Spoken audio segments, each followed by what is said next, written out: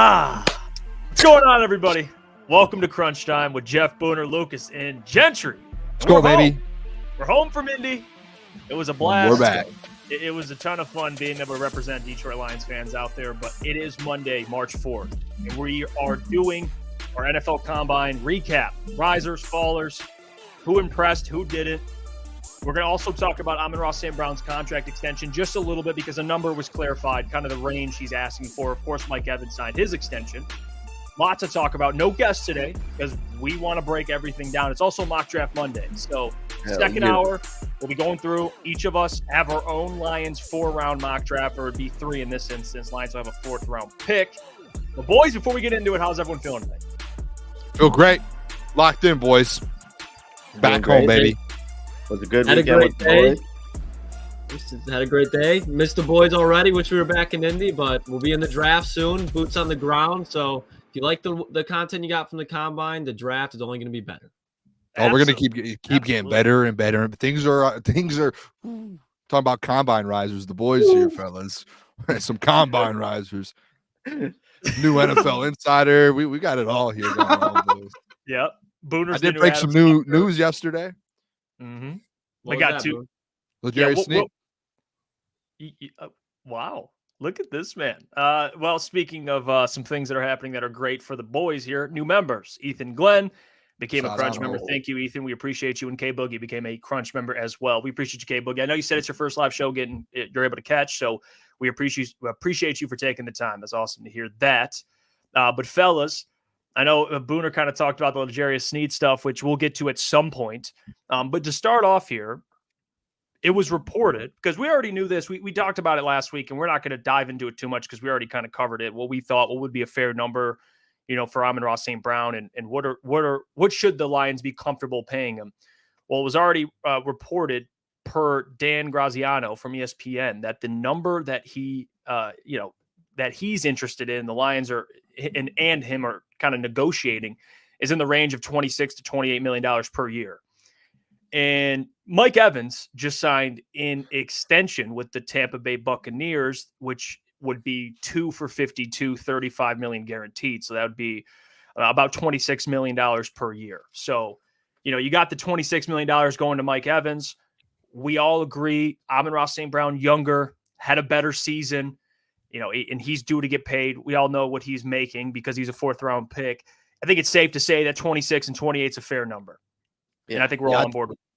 I think, does it feel like to you guys, I put it out there on Twitter today, it just felt like Mike Evans not set the market, because obviously it's 29, 30 is like the highest, but Mike Evans getting 26, I think automatically shows like Amon-Ra is going to get more than that. Like, to me, he's kind of that higher tier because he's younger as well. He's going into his 4th year. So it's just, if Mike Evans got 26 in year 11, Amon-Ra St. Brown's going to get more than that. So I think after that, I think 28 is the minimum for Amon-Ra St. Brown at this point. Like, I think we saw the 26 to 28. I think it's like, okay, Amon-Ra is going to get that 28 number, especially after what came out today. And you might see Amon-Ra St. Brown get to that 30 number, because other guys, Justin Jefferson's going to end up getting 32, 33. Like, that's just where it ended up going at. And I know we had the conversations last week about maybe we can get Amon-Ra at 25. And just looking back at it now, it's just with the market. You weren't sure who was going to kind of get the deal done first. And Amon-Ra, obviously, they didn't get the deal done at the combine. And Mike Evans did. And Mike Evans getting it at 26 a year moved the market a little, in my opinion. I could be wrong, but it felt like it moved the market a little bit. And I know Mike Evans is still at that high level, but just the age and everything like that. I know it's a 2-year deal as well, so it changes things a little bit, but I feel like now it's Amon-Ra St. Brown 28 to 30 million, and then that's where it's going to end up being. Yeah. I do agree. I think it kind of at least set the tone for the market, Booner. And honestly, 26 to 30 million, whatever he wants for what Amon-Ra brings to this team, what he means to this team, his chemistry with Jared Goff, I'm totally okay with it. And to speak to it, Mike Evans has had 1,000-yard seasons, like 10 seasons in a row. So that money is well deserved to a guy like him. But as far as it goes, 26, 28 million, 30 million, whatever it is, Amon-Ra St. Brown has went out there and earned it. So I'm okay with whatever. It sucks that it didn't happen over the weekend, but I think it's, any hour, any minute that's going to go down. Yeah, I think it'll be somewhere around the same deal as Mike, because to your point, Booner, he is younger, so it's like, yeah, he could command more money than he wants, but Mike Evans, he was on a 2-year deal, so if you look at, I think he's going to get the 26, 27. I don't think he'll get 28, 29, 30 just because of the age that he has, and that's a lot of money to contribute when you have to pay Penei Sewell, Aiden Hutchinson. But when you're Amon-Ra getting $26 million over the course 3, 4, 5 seasons, I think that's a good deal to have. Yeah, I think 26 is the bare minimum he'll get. That's the bare minimum. I know people, hometown discount, 24, 25. It's not happening. There's actually a 0% chance it's happening. I just don't see it.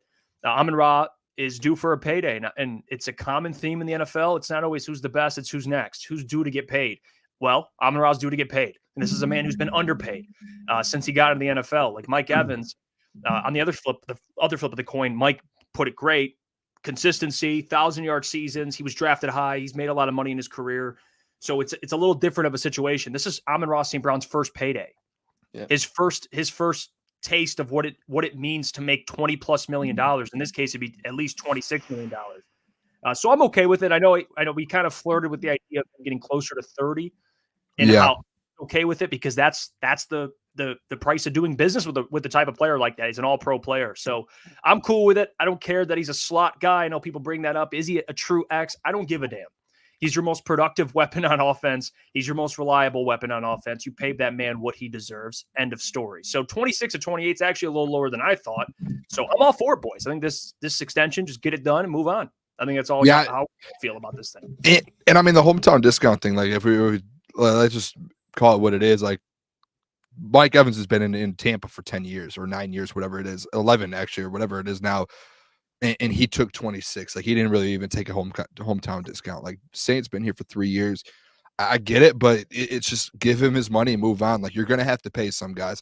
Other guys, like the hometown discount guys, to me, it's going to have to be guys outside of St. Brown and Penei and Hutch. Like it's going to have to be the Jared Goff maybe taking less, or some of those second tier players. That's what it's going to come down to. If Jonah Jackson wants to, that's just where it is for me. So I think just pay the guy, get him his money. I was hoping that there would be like a contract done at the end, by the end of the weekend, kind of like Mike Evans just got done. Like I was hoping they had the conversations during the combine, his agent and Brad, and they just went on and got that done. And by the time we left Indy, I was like, let's get an alert. And we got the alert saying 26 to 28 million. So I think it's going to be on the higher end of that.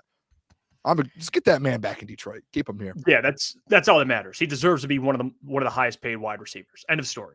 We already discussed that. So, where does he rank?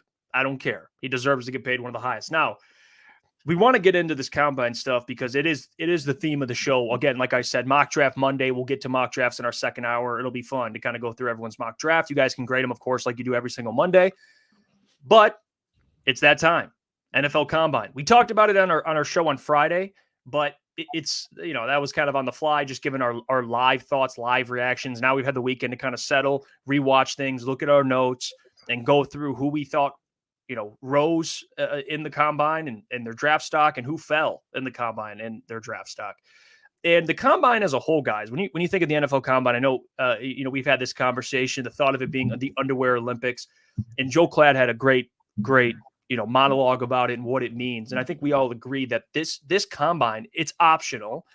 It's optional for guys to feel it out. When you make a decision whether you want to participate in the combine, you have to think to yourself, how much can I benefit versus not benefit, or risk versus reward, as Joe Clapp put it, which that's the truth, right? Caleb Williams, Marvin Harrison Jr., Jaden Daniels, Drake May, like those guys have nothing to gain. They're still going to be top 5 picks. So for them, there wasn't much to participate in something like this, but a JJ McCarthy, a Blake Corum, just local examples, but even going further, a Brian Thomas Jr., guys that have an opportunity to kind of soar their stock, they participate. That's how this works, because the last thing, if you're a late round draft pick or a late first round, mid round, whatever it is, Xavier Worthy, great example, broke the 40-time record over John Ross. Like, that's why you do these things. And he potentially made himself a lot of money by just doing that. So that's where the combine comes in. It's not the Bible, all right, or whatever religion, whatever,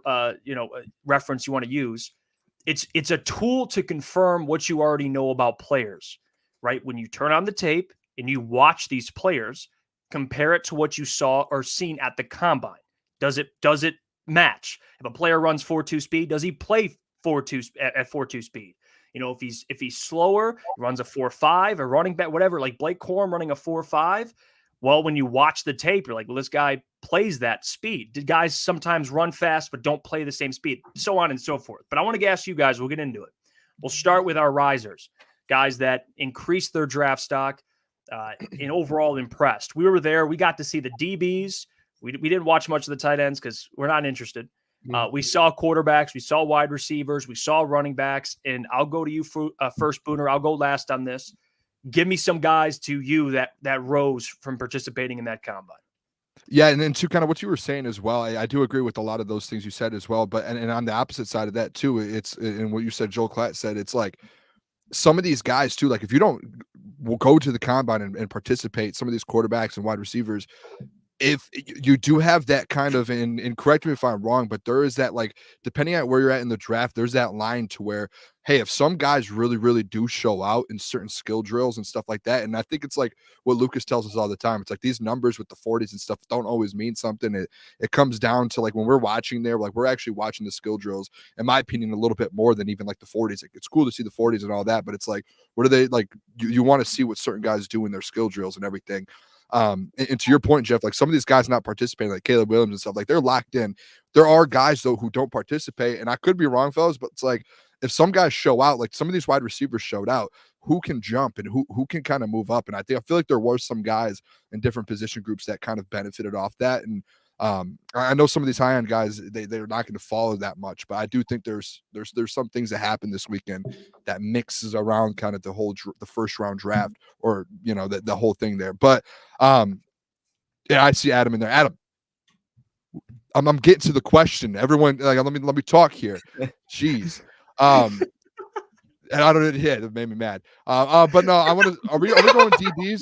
Are we going DBs? Yeah, let's start off with DBs, bro. All right, I think the obvious one, I'll talk about the riser here. I mean, if Jeff can have his monologue, I can't talk here, Adam. I mean, what are we doing here? Let me have my little back here. Jeez. Quinyon Mitchell, though. I think we can all agree Quinyon Mitchell's probably, if we're talking DBs, he was the number one probably defensive back that jumped at the combine this week.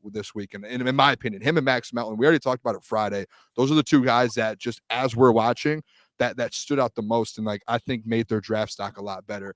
Is those two guys. And Max Melton, to be honest, getting him in like a third round, I think that's kind of like he kind of made his value that much better, even over Quinyon. Quinyon couldn't really jump that much, but Max Melton, I think if you're talking about like who could have jumped the most and who kind of made a case for themselves the most, Max Melton went out there and he it felt like he dominated. Yeah, I had Max Melton, and we talked about Quinyon a lot on Friday or whenever it was. But Mike Sanistril, me and Lukas were talking about it the day of the combine, and he was just doing spectacular and everything, and you heard a lot of buzz around him. I wouldn't be surprised if he was like a player that slipped into the late first round or early second, and I did my mock draft before for later, and it seemed like that's kind of where he was going. I thought Mike had a really good week.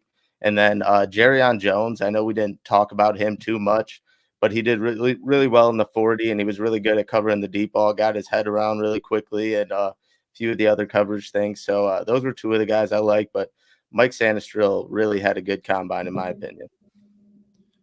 No, I agree. Mikey did show up, but one guy that I didn't see even during the combine, and I go back and I look at his scores, I look at his size and his reach, is DeCamerion Richardson out of Mississippi State. Now, I don't think he's going to be a guy that's a lock for the top 3 rounds of the draft, but we need to talk about somebody who rose their stock compared to where it was at. Going into the combine, he was like the 35 ranked DB, but then he ran I want to say it was let me look real quick. It was a 4.34, so he had the third fastest 40 time. He has, like I said, a 32-inch reach. And when you talk about why that matters, Nate Wiggins, he has under 30-inch reach, and that's his biggest knock outside of his size. You want to be a long man-to-man corner and in zone. You want to be able to fill in the gaps that are the hook to curl, the cover two. The longer you are, the more you can make plays. So all the intangibles that he showed, I think he could go from possibly like a late day 3 to possibly a late day 2 and then an early day 3 guy. But DeCamerion Richardson on Mississippi State, so this corner was size, length, and he had really good hips when he was going through the cone drills. So I liked him and what he had to show.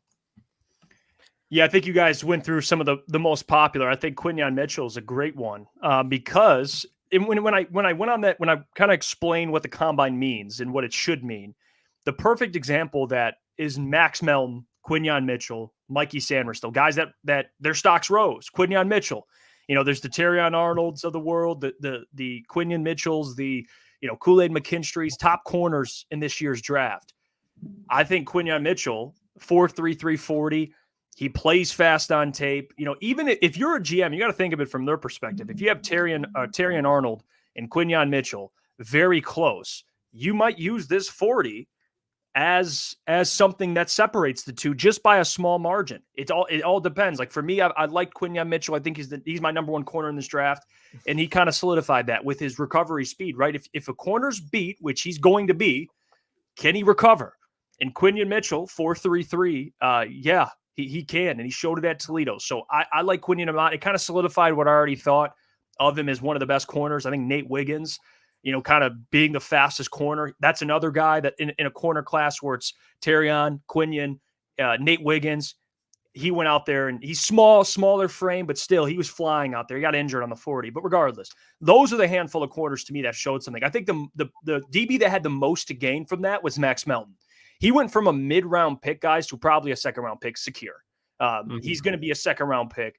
You could bring up the weight, which we kind of discussed when we were watching it live, but you can't deny the competitiveness, the physicality, what he did in the Big Ten as well. So I think Max Melton benefited the most, but to me, who showed out to me the most would be Quinyon Mitchell. I think Quinyon's the guy that I walked away from and went, hey, this guy showed out. Now, if you want to bring up some sinkers for the DBs, I mean, I'll just kind of mention it. I had two that kind of sunk for me a little bit, and not sunk meaning this guy went from a first round, second round to drastically dropping, but someone that didn't help their case a ton.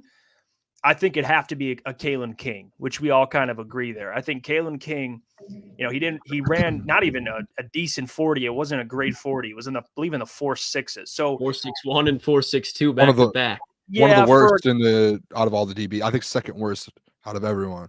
Yeah, I think that's a guy that again was kind of mocked. It kind of varied where he was drafted, but I don't think he helped himself at the combine. That was it really wasn't. Sorry to interrupt. It really wasn't just his 40 either. Like it seemed like every drill, and I kind of said this on Friday, or I might have said it on Friday. He just didn't seem like he was trying. Like on most of them, it seemed like he was just like lollygagging and like kind of just like almost like he didn't want to be there. I'm not going to speak for like the whole combine, but from what we watched to him, that's what it seemed like for me. Yeah, and another guy, and I know, Jeff, this will probably lead into another combine riser that's a DB. Somebody that I thought didn't struggle, but definitely did not help his case was Ennis Rankstraw Jr. out of Missouri. Yeah. I understand he's dealing with a hip. I think it's a hip. It could just be I think it's like a core injury, but either way, I understand he's dealing with an injury. But that's exactly why some people should sit out of the combine. I think he kind of showed some weaknesses, and I think he even got hurt towards the end, but he didn't show anything that like made you go, wow, okay, this dude's a first round pick. It gave you more of like, okay, I can really see why people are saying this guy's going to be a late first round, potentially early to middle second round guy. So Ennis Rankstraw, he didn't impress me whatsoever. He didn't do bad, but he didn't impress me. He weighed in at like 180 and ran a 4.53. Like he was like super light, super small compared to other guys, and he ran a slow 40, I think, and that was what people weren't expecting, and that was like, I think a little bit would drop to him a little. And we've talked about him a lot on our show. Like that was someone that we talked about before going to the combine with Ennis Rankstraw, and I think he might have been in some of our mocks early on, but he's just fallen. And like the injury situation, I think it was either Scott or Russ came on and mentioned that as well with him a little bit, and then now what he did at the combine, that's probably a guy who would have benefited, like Lucas said, not even showing up to like going to Indy and not working out and doing stuff, just doing interviews. Yeah, just go through the interviews, maybe do the measurements, things like that. Because you see 180 or whatever it is, and then you look at his speed, it's like there was guys that were probably 190, 195, and who were running quicker 40s than him. And like you said, Jeff, like at that position, that's kind of what you want to see is some speed. So he was a little he was a little underwhelming for sure. That's actually the other one I had written down here was Rakestraw, because I was already iffy on him. I actually like Chris Abrams-Drain better. Yep. He was the opposing corner that played with Rakestraw. Like him a lot. I know Rakestraw was mocked a lot in the first round. Chris Abrams-Drain was more of a second, third round pick. I think I think Chris Abrams-Drain helped his stock at the combine. I think he did as well. And go watch some tape on him, man. He was all over the football, and he's a little smaller than Rakestraw. But Rakestraw, the thing that scares teams is the injury history, and he got injured at the combine. So, yeah, that's kind of the reality of it. I want to move over to kind of wide receivers. We spoke on this, and there's a lot of guys that impressed, guys that we talked about on this show heading into the combine. And I want to start with a guy that I think rose more for me in that. Well, I'll wait on this just in case Lukas brings him up because I have him here, but I don't want to. You just say it. I think we all might have it. Say it. I'm pretty sure. I got like eight, 9 wide receivers I can pick apart here. We all might have similar ones on our board. Okay, I got a couple too, and I'll get to the guy that I've been hyping up, but Ricky Pearsall. He that dude. And Lukas, you put me on to Ricky. And I dove into the tape. I went back. I rewatched some of the stuff he did this weekend. He crushed. He crushed. He ran a lot. He ran a lot faster than I thought he would. I thought he was going to be like a 4.4 guy or a late 4.4, early 4.5 guy. And the dude almost ran a 4.3. Ricky Pearsall. I mean, you look at some of the stuff he did. Right, he had the third highest vertical, 42. He was first in the 3-cone drill, 6.64 seconds. Third best 20-yard shuttle, 4.41 40. And then we know him as a route runner. We know what he did at Florida. He played with under Herm Edwards at Arizona State, and Herm loves him. Herm absolutely loves this guy. And I think from we're talking about guys that helped their own draft stock, Ricky went from a guy that kind of like a Max Melton, kind of a mid-round guy, but he's going to be in the second round. Ricky Pearsall. Yeah, so that would be my first one. That super impressive route running, looks smooth, and I think he definitely helped his case. Guys, and just before you go here, Booner, there's this wide receiver class is going to be historically great. Like there's so probably many dudes. If you talk about top 50, you could probably argue there's about 20 plus guys that have first round, second round grades. That's crazy. So speaks to the volume of wideouts coming out this year, wide receivers. And real quick, Booner, just to tally off the Ricky Pearsall thing, Brian Thomas Jr. ran a what? 4.34 40, I believe it was. Yes, 4.33. 4.33. So his 10-yard split was a 1.5 second. So when you're talking about wide receivers off the line, quickness, like think about a guy that just ran a 4.3 40. He's 6'5", so it might take a little bit longer to go, but his strides catch up. Ricky Pearsall ran a 1.57, so 200ths of a second difference. And this guy's a 6'1" slot white guy that's just cooking up in the SEC. I'm telling you, he's going to drop. But when you watch him play, he plays like a 5'8", 5'9" wide receiver, but he's 6'1" over the middle of the field. He's very aggressive. He'll go and just get the ball. He's a gritty guy. Everything you could say about blue collar, but everything you want to say about those intangibles, but then he runs a 4.41. So Ricky Pearsall, that's a guy that in the NFL, I think is going to have a career that's going to last a long time where he's just killing defenses over the middle of the field. But Booner, I didn't mean to cut you off there. I'm just a big Ricky Pearsall guy. No, you're good. I mean, he's an absolute dog. He had a day. I want to. I thought Jeff was going to go someone else. I feel like we all have one name on our board here, and it's Lukas's guy. I don't know, Lukas. You said you had a whole list of guys, so I'm going to take I'm going to take your number one guy because I was sitting there next to you a little bit, and I kept allowed to tap you and be like, Xavier Legette. That dude, I think there's two guys I have on my board here. Both of them, Lukas the other one I'll say Lukas did bring to the board, but that was a guy who he was like, keep an eye on. Everyone knew this guy's name, but I'm gonna go Xavier Legette first. He ran a 4.39. He's like 6. He is. If you saw him on the field in person, he is. And when we talked about DK Metcalf last week, I know Lukas, you keep saying Debo. He is the size of DK Metcalf. Yeah, and he runs a 4.39, has over a 40-inch vert. That dude is a monster. Like he will be a second. He could, I don't know. He might be a late first round, second round guy. We keep putting him at like 61 to the Lions, and he keeps on our PFF drafts. I don't know about you guys. He's still available every single time I do a mock draft. He's not going to be there at 61 for the Detroit Lions. He will not. What he did this weekend, he is shot all the way up. All the interviews he had, I don't know if you guys went back and watched any of his everything he did this weekend was like, he is going to be one of the, this is like, those wide receiver class is insane. Legette, like he's legit, dude. And seeing him on the field, like everything he did, the yards after catch, everything he does, his speed at that size to me was just I was kind of in shock. I thought, Lukas, when you showed us him, I was like, all right, he's a big body guy, a Debo, like he might be fast, but he's a big dude, might not be as quick as we think. No, dude, he ran a 4.39. He like he is a two. Like I would love him in Detroit, to be honest. There's another guy I would love in Detroit too, but him and some other guy. Those I'm stuck on 2 wide receivers coming to Detroit and wearing the Honolulu blue. I'm not gonna do the second one. I'll let Gentry go. Is it me or is it Lucas? No, you're good. Or Lucas, whoever it is. I don't care. One of the guys I really liked, I'm gonna leave to my combine or leave till my mock draft later, but he's not really a secret. I've already seen his name in the chat a few times. But one of the guys, Anthony Gold, he was running he was running a lot of good routes. He was really quick off his feet, really good catching the ball. I liked him. And honestly, my favorite person to watch out of wide receivers was Ladd McConkey. Like the one drill where they're running straight down the line and they're catching from each side.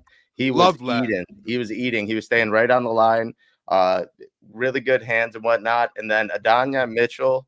I don't know if I pronounced that right. I butchered that a few times, but he was one of my favorites too. Really quick, tall guy. And then I obviously had Xavier Legette, but we'll let Lucas spit on that one. But like I said, Ladd McConkey, if he is like drops later, second round, wherever he goes, he's going to be a steal for some team. He just really showed like all the intangibles that you really want for a wide receiver. And we're kind of seeing like the game that he uses more and more right around the league for wide receiver position. So I really liked him. And then, I'm saving my last guy for my mock draft. Sorry. No, I agree. Ladd, I think, and me and Booner kind of had a little convo right before we went on air because we were talking about Legette and Ladd because we were like, those are our 2 favorite receivers from the combine. But I think Ladd, and I don't think it's close outside if you want to say Xavier Worthy because he ran a 4.21. I think Ladd had the best combine out of any wide receiver. He ran a 4.41. Or no, I think he ran a 4.4 flat. I take that back. So he was damn near same 4.39. 4.39. Oh, so he did run a 4.3. Okay, might have got adjusted because I think we're at the combine. It was saying 4.4 flat, but 4.39. That shocked me. But another guy that, and I don't think he's going to be climbing up the boards, but definitely did a lot to help himself, is the guy that was right before Ladd, and that is Luke McCaffrey. I think Luke McCaffrey locked himself into being a 3rd-round pick. Obviously, he's not the biggest wide receiver. When you're going to be picked in the 3rd, 4th, 5th round, you're going to develop. You're going to add size. But I think there's a lot of things outside of the top-end speed that Ladd showed that he can do even as a deep threat in the NFL. Outside of that, I think Luke McCaffrey is very similar to Ladd. Played in Rice, so he wasn't going against the best competition, but he knows what the NFL is all about. He has the NFL pedigree flowing through his family. He knows what his dad went through. His dad was a Super Bowl winning wide receiver. His brother's a Hall of Fame running back that has played in multiple Super Bowl, or just the one Super Bowl, but still a lot of playoff experience. He knows what is coming for him in the NFL. And I think with time, he can be a guy that definitely develops into a good slot receiver in the NFL. Another guy, and real quick, I just want to say, just because I don't think he's going to be a huge year one rookie, but a guy that I think can really develop is Jacob Crowning out of Arizona. He was flying. And I know me and Gentry were talking about it for a little bit, but that was one of the guys who I had no clue who he was entering the combine. And I walked away. I was like, if this guy goes to Kansas City, if this guy goes to Cincinnati, if this guy goes to Chargers, somebody with a rocket arm at quarterback, Jacob Crowning can definitely be a problem as a deep threat in the NFL.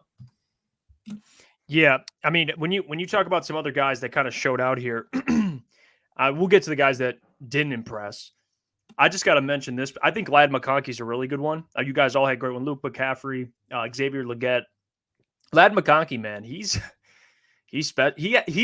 combine looked the most effortless. It just looked, it was a smooth. Everything was just smooth about it. The route running, catching the football, the 40, everything. So yeah, Ladd definitely helped himself. Another guy that I think helped himself, especially with the receiver he had to play with, kind of got overshadowed a little bit, is Brian Thomas Jr.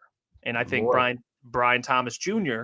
went from a guy that was being mocked in the late teens to 20s to a secure top 15 pick. I believe that. And I've been saying that because, and this is what kind of going back to what I said about the combine, what's important is you compare his 4.3, 3.40 to how he plays on tape. And you watch tape on Brian Thomas Jr., he's blowing by SEC corners and safeties effortlessly. And he's 6'3", 6'4". So there's that as well. So he plays fast and he ran a 4.33 at the combine. So Brian Thomas Jr., the fact that he's been overshadowed a little bit by Malik Neighbors, and yes, it was a 1-year wonder. He had one incredible year after back-to-back, okay season at a couple 100 yards per season. And he broke out this year, almost had 20 20 receiving touchdowns. He really helped himself because that's a guy that I think coming into the NFL, how he translates. Yeah. He's bigger. He's a big dude. He could run. He runs as fast as he does on tape. I think GMs are going to fall in love with Brian Thomas Jr. So that's another guy that I had that impressed me the most. I don't think he makes it past, early 20s, maybe even 20, to be honest with you. He's definitely going top 15. Yeah, and the thing with Brian Thomas too is, because this will take 2 seconds, Booner.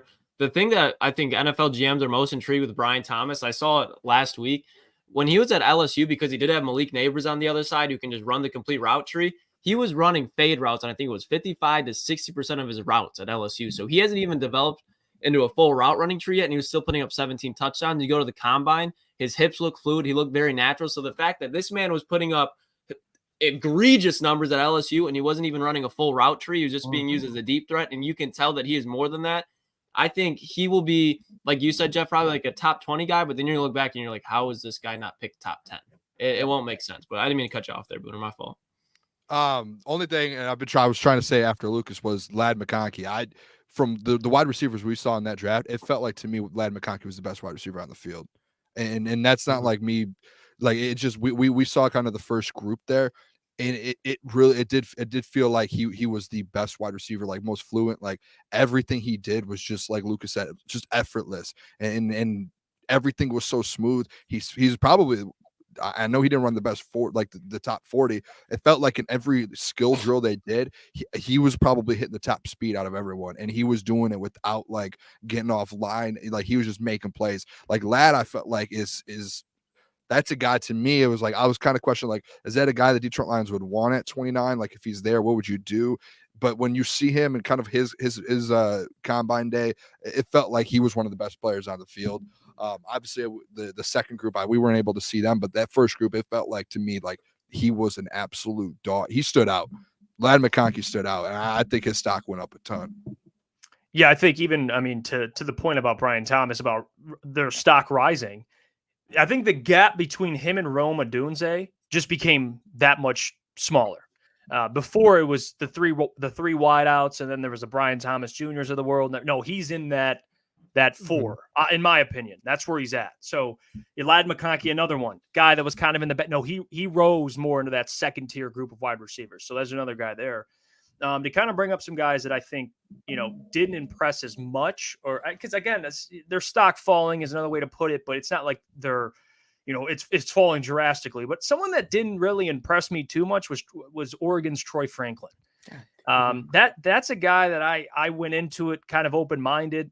He's got all the physical tools, 6'3". You saw what he did at Oregon with Bo Nix. He caught 10 plus touchdowns. He was great all year. But in that combine, he just looked. It didn't look. Even you guys watched the gauntlet drill. It went viral how his gauntlet drill went. It wasn't great. Wasn't his best showing. He was a guy that I think if he had a big day in Indianapolis, he could have maybe snuck into that late first, early second. I think now he's a second round pick. I think it's pretty secure now at this point. So for me, Oregon's Troy Franklin is a guy that just didn't impress me as much as I hoped he would heading into the combine. And he was a guy too. We talked about Friday, like who are we excited to see? Like we were like, oh, Troy Franklin, like he could probably have a big day. And he just like everything. Dude, even on some of those deep balls, dude, he was stumbling. He couldn't track a ball. Like everything he was doing, it felt like it was just a bad day for him. I kind of felt bad a little. There's some guys who were like, oh man, and he just like he fell a couple times in those. And one guy I want to throw out there though, because I hyped him up the whole week going into the combine last week. I kept putting him in mock drafts. I think Michael Gentry put him in a mock draft last week, but Keon Coleman was very underwhelming. I thought like he had a chance to jump some wide receivers on Saturday. He had a chance to go out there and like if he dominated, he could have moved up. Like that was one of those guys, Jeff, you talked about at the beginning of the show. If they showed up, they can jump and they can move up in the draft. He was a guy that's been mocked, I feel like, from like 27 into the early second round.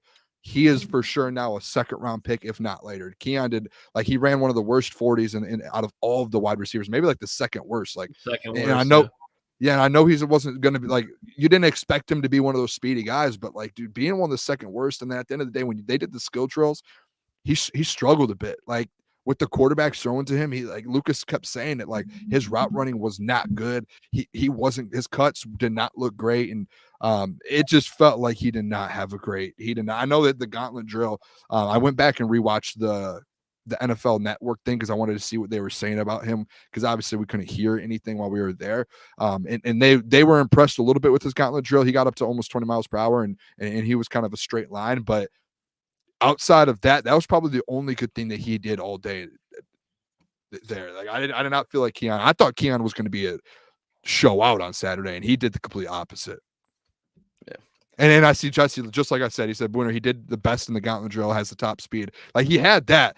He did have, that was literally the only thing he did good at the combine on Saturday was the gauntlet drill. Everything else, he did not perform well. Yeah, those two were two of my three guys. Troy Franklin, I was really high on out of Oregon. He had a great season, but it just seemed like the coordination wasn't there. He was constantly dropping balls.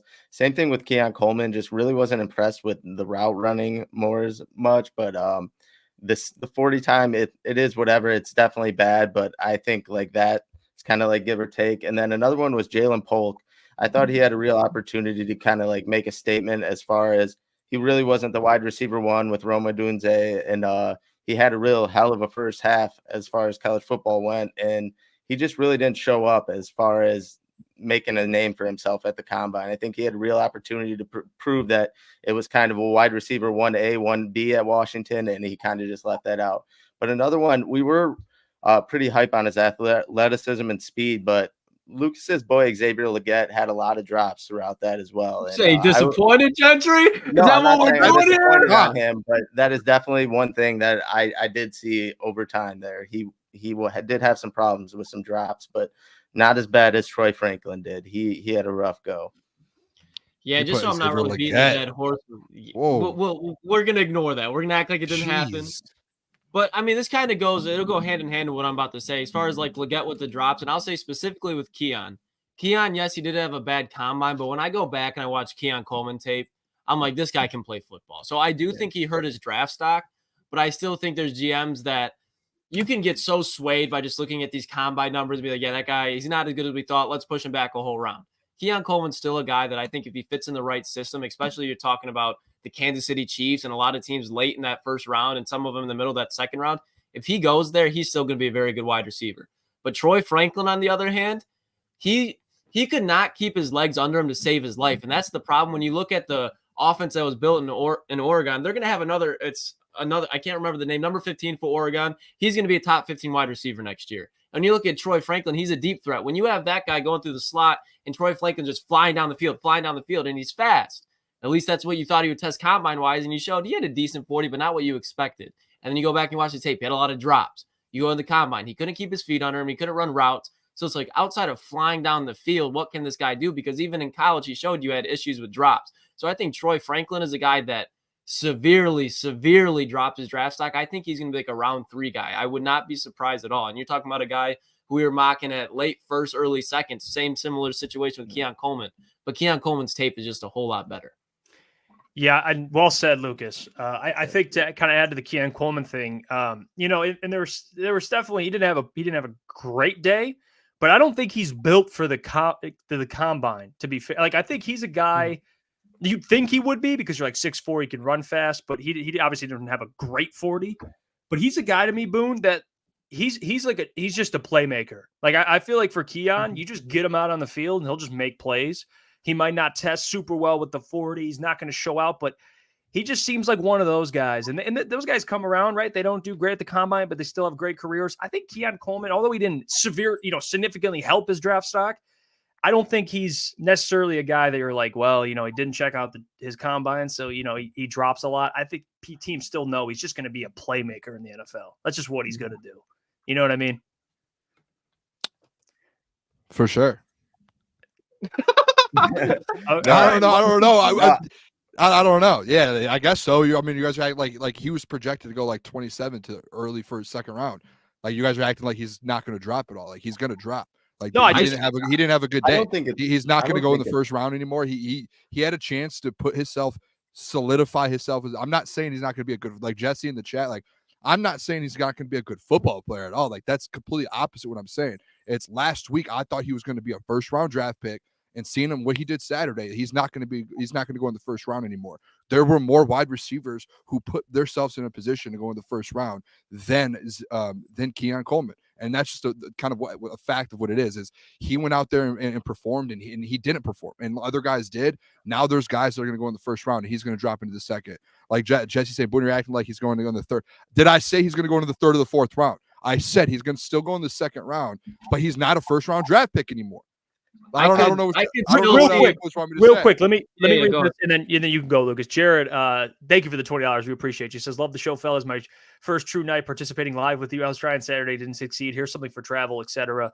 Keep up the great work, fellas. Man, Jared, we appreciate you. I'm happy you're able to join us live. Don't worry. Now you can catch us live more often. So, Jared, thank you so much for helping out the boys here, and welcome in. But Lucas, sorry to interrupt you there. No, you're fine. My whole thing with Keon is, Booner, I agree with you. He definitely did hurt his stock. But if he goes out there and he has a good pro day on his pro day, and then you match it up with a tape, like if he runs anything lower than a 4.64, he gets in anywhere in the 4.5s. The man is 6'3", 6'4", and you can look at, and I love Lad, but at the end of the day, there's a lot of things that Keon can do that Lad can't. So if you're sitting in the back of the first round, you're like, yeah, we have a wide receiver one. Like even the Detroit Lions, like if the Detroit Lions still took Keon, I would not be upset at all at 29 because the things and the tangible that he brings. I think if you give one, he didn't have a quarterback that was throwing to him that he's had with his whole career. I know it's the same situation for everybody. When you're Keon and you're a deep threat and some people just aren't matched up with it, you're not going to have a good combine. He did hurt his stock, but that's still a guy that I could easily see going in the first round too. And I still think he has a case to do it. Like if you just, the tape does not lie at the end of the day, I think with Keon. I'll say this, he's not going in the first round. It's not going to happen. I think he did hurt his stock a little bit, but I still think very well he could be a first round. And I think he could be one of those players. I know Schiff got, I just seen him say it. Got a feeling Keon will end up in KC. And like, I feel like he's one of those players, if he falls in one of those situations that obviously, I mean, that you could say that for all players, if they fall in a situation that helps them. But if he falls in a situation like KC or anyone, they're going to be looking back and be like, how did we let this guy slip past us just because of a bad 40 time or whatnot? He's going to be one of those players that, teams look over for, a shitty combine, you could say. And he just really does have all the intangibles. I think he's a playmaker, like Lucas said. So I really don't think a bad combine is going to affect like his overall like career and longevity. I still think he's going to be a great wide receiver. Fellas, I love you guys a ton. And I don't know. Never mind. All we're trying to say is like, you guys are like he still has a chance to go in the first round, but like you had like the secondary of all of that from all three of you guys. It's like, oh well, he's going to still have a great career. Like yes, he's going to be like he's still like last week. I'm not changing up from what I said last week. He is still one of my favorite players, wide receivers in the draft. I think he's still, especially a guy like for the Lions, he still can give you that outside threat, and he still is a playmaker. None of that is changing. Like he is just not going in the first round. Like what he did there. Like go look at there's not going to be 10 wide receivers off the board in the first round or 6 or 7. Like there's going to be a handful. He's just not going to be one of those guys anymore. Like there's been guys after Saturday, in my opinion, I don't know, I could be wrong, that jumped him a little bit to where he's probably going to fall in the second now. And that's just what it is. Like it's fine. It doesn't mean his career is going to change at all. He's still he potentially could be a Pro Bowl or all pro wide receiver. I don't think that changes anything with his career or kind of the position he gets put in. I just think the performance on Saturday took him out of the first round. I just think too with the Keon Coleman stuff that he's in this group of wide receivers where like Xavier Worthy, for example, might have earned himself a spot in Kansas City. Maybe that bumps Keon down. But I was just about to say that like that's what I was about to say with Booner. Like if that happens, I could see it, but I think that's idiotic. Who helped themselves out more to go in the first round, Ladd McConkey or Keon Coleman? Because those are two guys who were right there in the middle at the end of the first round to where it's like, which one are you going to go? Who helped themselves out? Who would you rather take after watching Saturday? I would rather go Ladd McConkey. Doesn't mean I don't think Keon's going to be great, but Ladd went out there and showed it and kind of proved what everyone was talking about. Keon didn't. Well, can we? Here's how we can all agree. I think I've listened. I've taken it all in. Listen, I get what all the points are, but I'll say this, okay?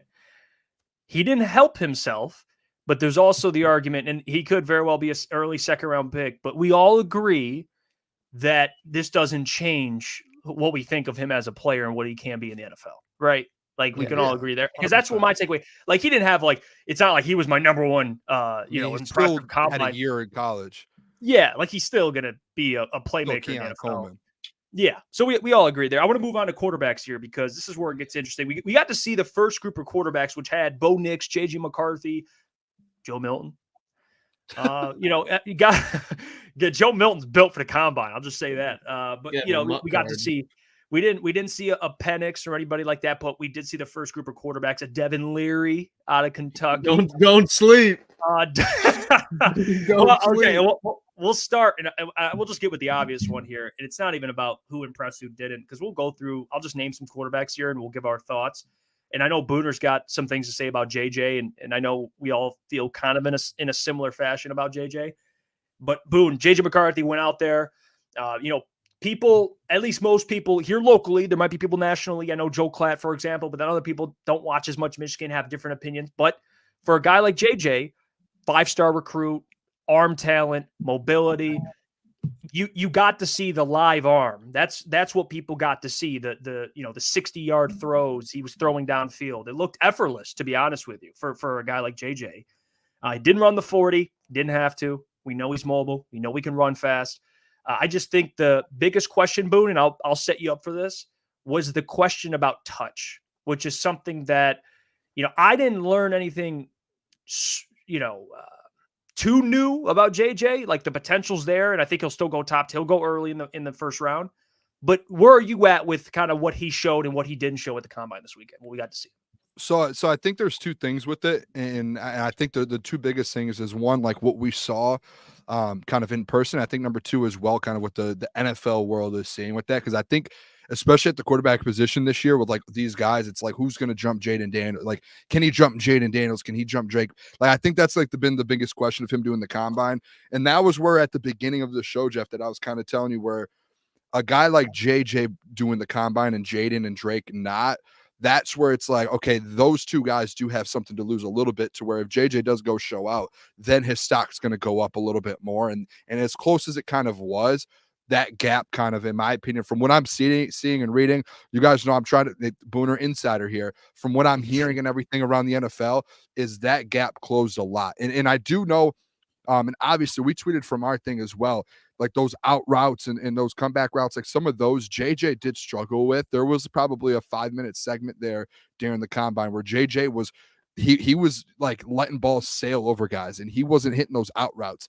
And I think that's, to your point, Jeff, that was where people already had questions about JJ being like, hey, like JJ McCarthy, like he's a little inaccurate when it comes to those routes. I actually saw a stat today to where his worst routes he throws, the number one one was an out route, and it was like 40% or something. It was bad. It was in the red. Everything else was good. So I think everyone knew already kind of that whole situation, what that was. And where me and you disagreed a little bit, and everything that I've been reading and hearing kind of within the whole NFL world is what people wanted to see from JJ and what they weren't able to see every single week after week after week in Michigan this year was him getting the ball downfield consistently. Like, we all knew he had an arm. Like, that wasn't a question, but it was, hey, how far can he get the ball downfield? Can he air the ball out? Can he do that consistently? That was where I think this week, from what I've seen, I heard Dan Orlovsky say it, Joel Klatt said it, like a lot of these people are saying it, is that was all we wanted to see.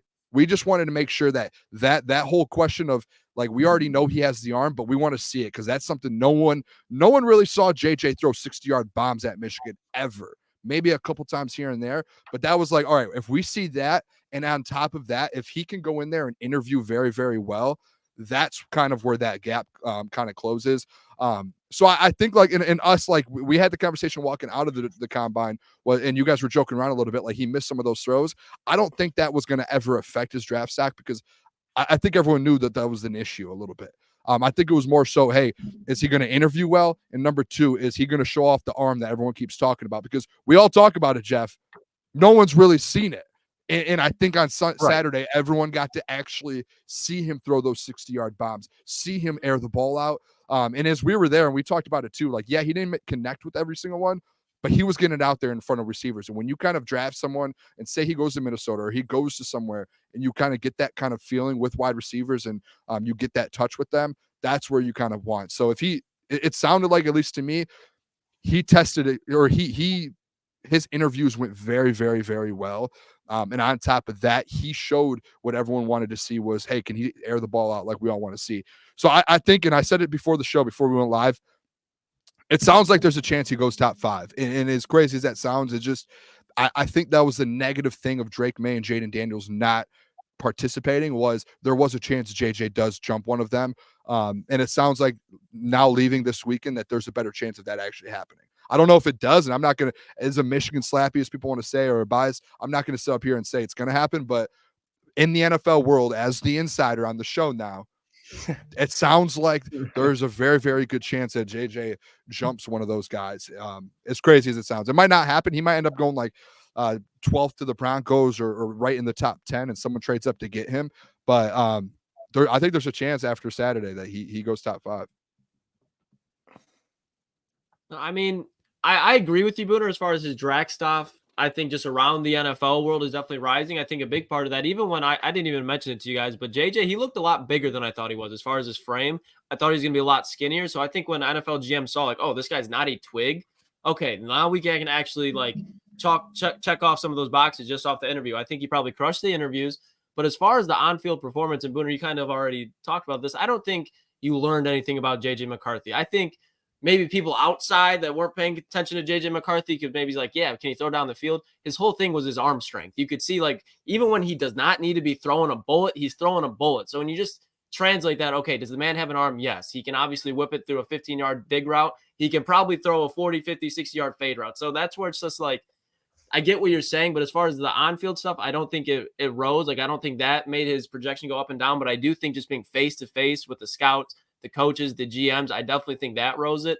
As far as him going top 5, because I know you didn't really have a stance of what this should, I could see it happening. It's a mistake. JJ McCarthy going top 5, he's going to a bad situation. I know you would say you want to sit, and we talked about it kind of already before the show. If he goes to people are saying now the Giants.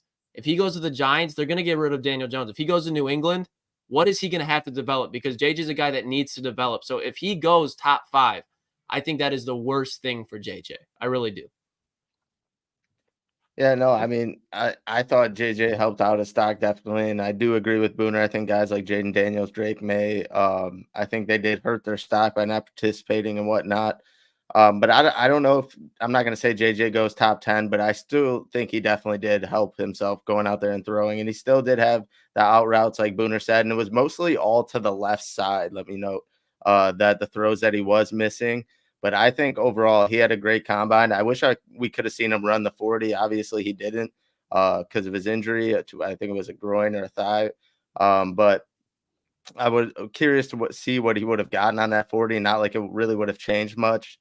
But no, JJ McCarthy had a good weekend, and he was like the most cheered on player. Like ridiculous. The fans were loving JJ over the weekend. So that's another thing.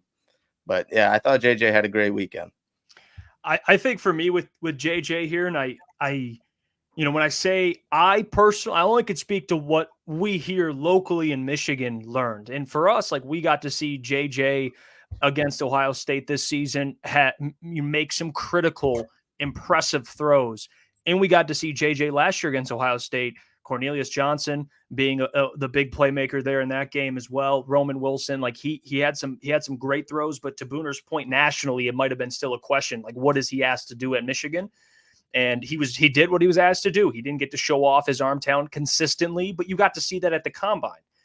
I will disagree with you guys though about Jaden Daniels, Drake May, and Caleb hurting their draft stock. I don't think their draft stock changes. I do think JJ had an opportunity to help his a little bit, and he did. I think he helped his draft stock. I don't know about top 5. I might be wrong. I can see top 6. I can see the Giants. I can see, the Falcons at 8. Top 10's probably a lock at this point. Hell, if he isn't a lock, I think Minnesota and Denver is going to take him. So he'll go top 12 at the very most, or the least, however you want to look at it.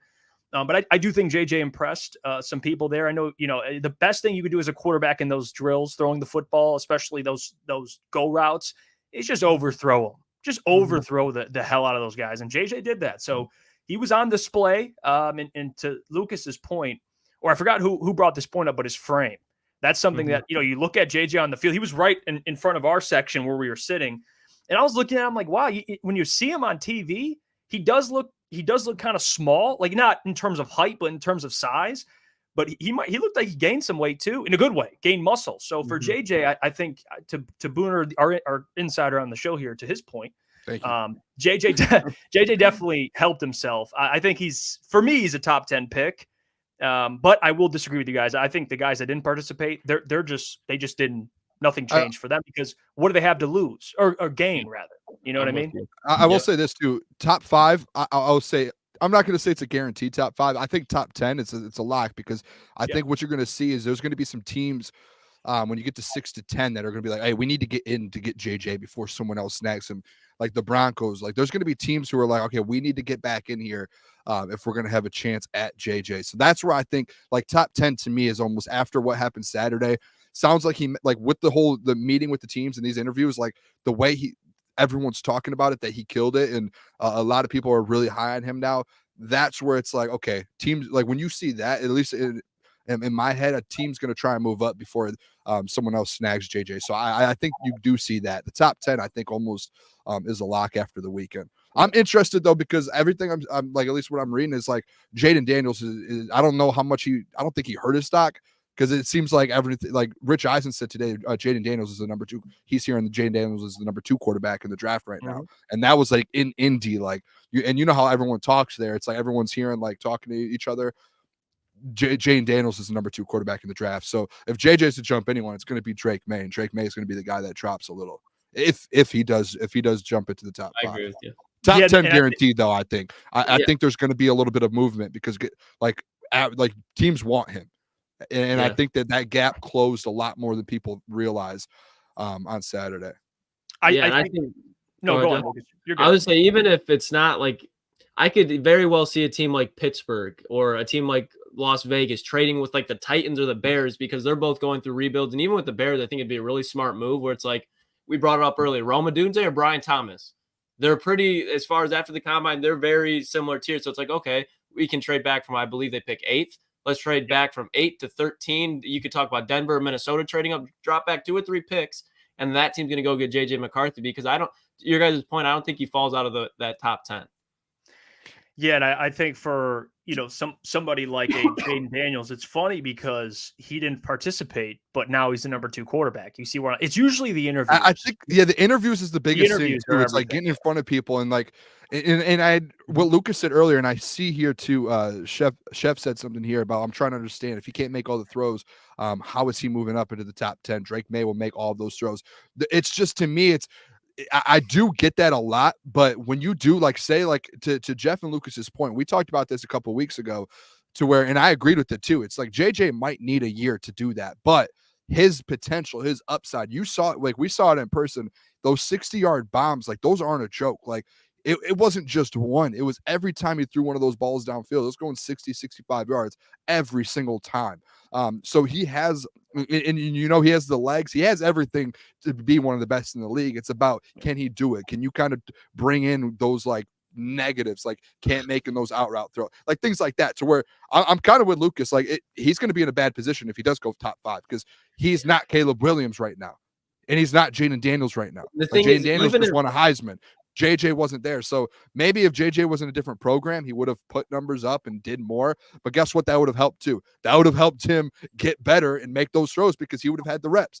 He just didn't have that for 3 years at Michigan. Like he didn't have it. So he needs to get those reps in. And it's the kind of thing that, because I agree with Chef 100%, Booner, and I know you probably go hand in hand. Like if you had the ticket right now and you were the Patriots, are you taking Drake May or JJ McCarthy? I think you would take Drake May, no? Yeah. I'd probably go JJ. Personally. Okay, and I'm not going to fault you on, but this is where we can. I would go Jaden Daniels. I would rather go Jaden Daniels. No, I'm saying he's off the board. Drake May and JJ, I would be like, okay, then I would start thinking about it. Like, okay, who do I want to go? You would start, who's a better fit within your offense? Who do you feel like is a better leader? To me, I feel like JJ is a better leader. Drake May, that's the side to where I'm like a little, I would lean JJ. But I would rather go with Jaden Daniels. Like I'm with No, that. I get that, but I just think, like Jeff said, it's a consensus now, and it wasn't heading into this weekend that like Drake May and Jaden Daniels were fighting for that 2 spot. And maybe in some people's eyes they still are, but right now, consensus-wise, Jaden Daniels is 2.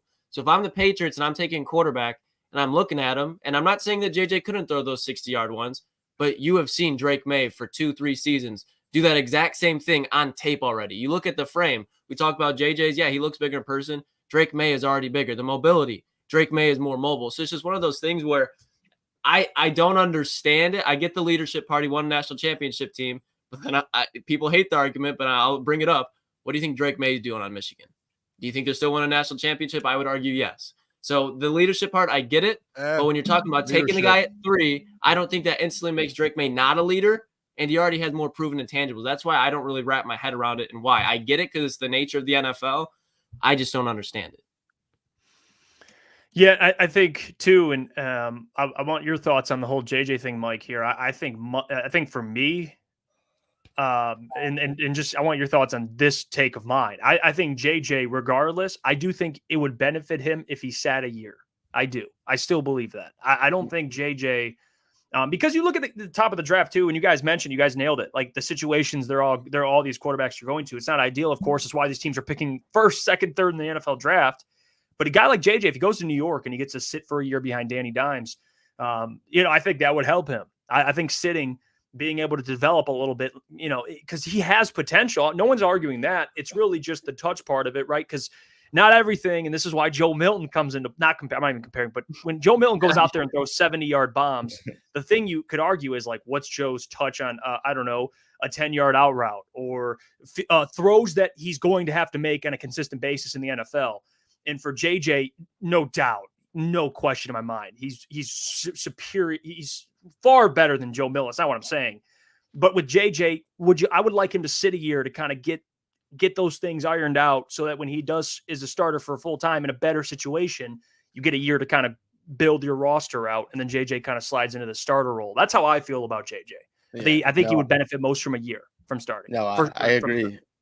I agree 100%. There's a lot of areas that JJ's still raw and mostly like throwing to the outside, like we alluded to. And I think depending on the situation, it doesn't really matter the situation. You have to kind of sit him a year. Obviously, if it's behind a better quarterback, it'll benefit him more. But even like a guy like Daniel Jones that uses his feet, and obviously he's not the greatest throwing the ball, but I still think he would be a good guy to learn behind. But any way you put it, it's going to be more beneficial for JJ McCarthy to sit a year. You don't want to throw him in there in a bad situation and ruin all of his confidence in your top 5, top 10, whatever he is pick. So I think no matter what, JJ should sit a year, no matter where he goes.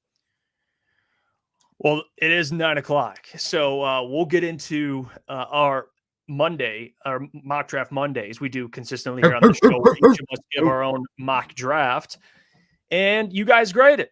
And we get to do these updated. Like I said, they're only 3-round mock drafts, or the 4 picks in total for the Detroit Lions. Obviously, they don't have a 4th-round pick. But what I will do here, and I'm going to go ahead and put these on the screen.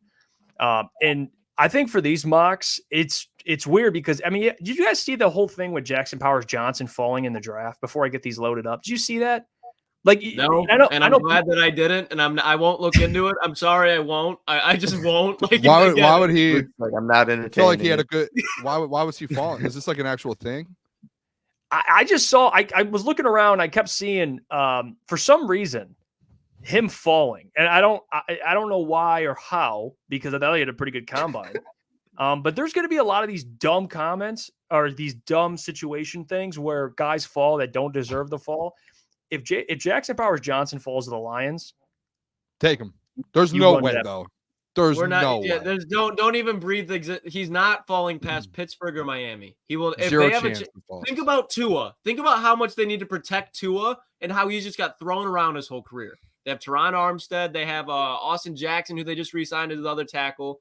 They have a guy that they can put a guard or center to protect Tua. There's no way. And then Pittsburgh, they just released their center. There's no way he slides past those 2 teams. Yeah, I thought that was kind of ridiculous as it is. All right, yeah, let's put these mocks up. I'm trying to get this first one up here. Okay, so for the first one, again, I don't remember exactly who's this. Well, actually, I do because I just saw the first pick. We're gonna do Gentry's first. We're going to do Gentry's first. Damn. So Gentry. Good luck, Gentry. Let me cook. All right. Number one. Talk to us. My first round pick, I alluded to it earlier, was one of the best wide receivers, if not the best wide receiver we've seen at the combine this week. Just overall solid dude. And I think he kind of crosses off what the Lions may need for an ex wide receiver. And then number 2, I go Rook. I'm not even going to pronounce his last name because we butchered it like 8 times. I feel like it's just getting disrespectful to the dude. And then number 3, I'm going Cooper. And I've kind of seen him like go up and down. So like when I seen him available there, I was running with it. And then cornerback Cam Hart. We seen a lot of him over the weekend. Like I said, he was just pretty consistent. He wasn't like overboard on any of the drills, but a lot of the deep ball drills, I seen that he was able to get his head around quickly, pick it off, whatnot, had good speed with the running with the ball in his hand. So that was one of the corners that I think is slept on, might be a late round guy that I think will work out for a lot of teams. So drop your grades in the chat. And I don't know, I think the last 2 I've drafted a wide receiver. I went from Keon Coleman to Brian Thomas. So I'm kind of sticking with wide receivers round 1. I love it, man. I like it. I mean, if Brian Thomas is there, I think you have to take him. Like I don't think you even you think about it. Like Brad Holmes just goes, oh, okay, yep, throw in the pick. It'll be the fastest submitted pick we've seen in a couple of years. He needs for Brian Thomas to fall like this, and there's a lot of guys that kind of rise up here with the combine. Brian Thomas, any chance he falls, I think that's a great pick. Rook, you address the defensive line. Cooper, BB, he's a great pick. Yeah, Kansas State guard. I like it. We actually heard Scott Bischoff hype him up a lot, so he likes him. And then Cam Hart is interesting because I don't know what to think. I hear good things, I hear bad things.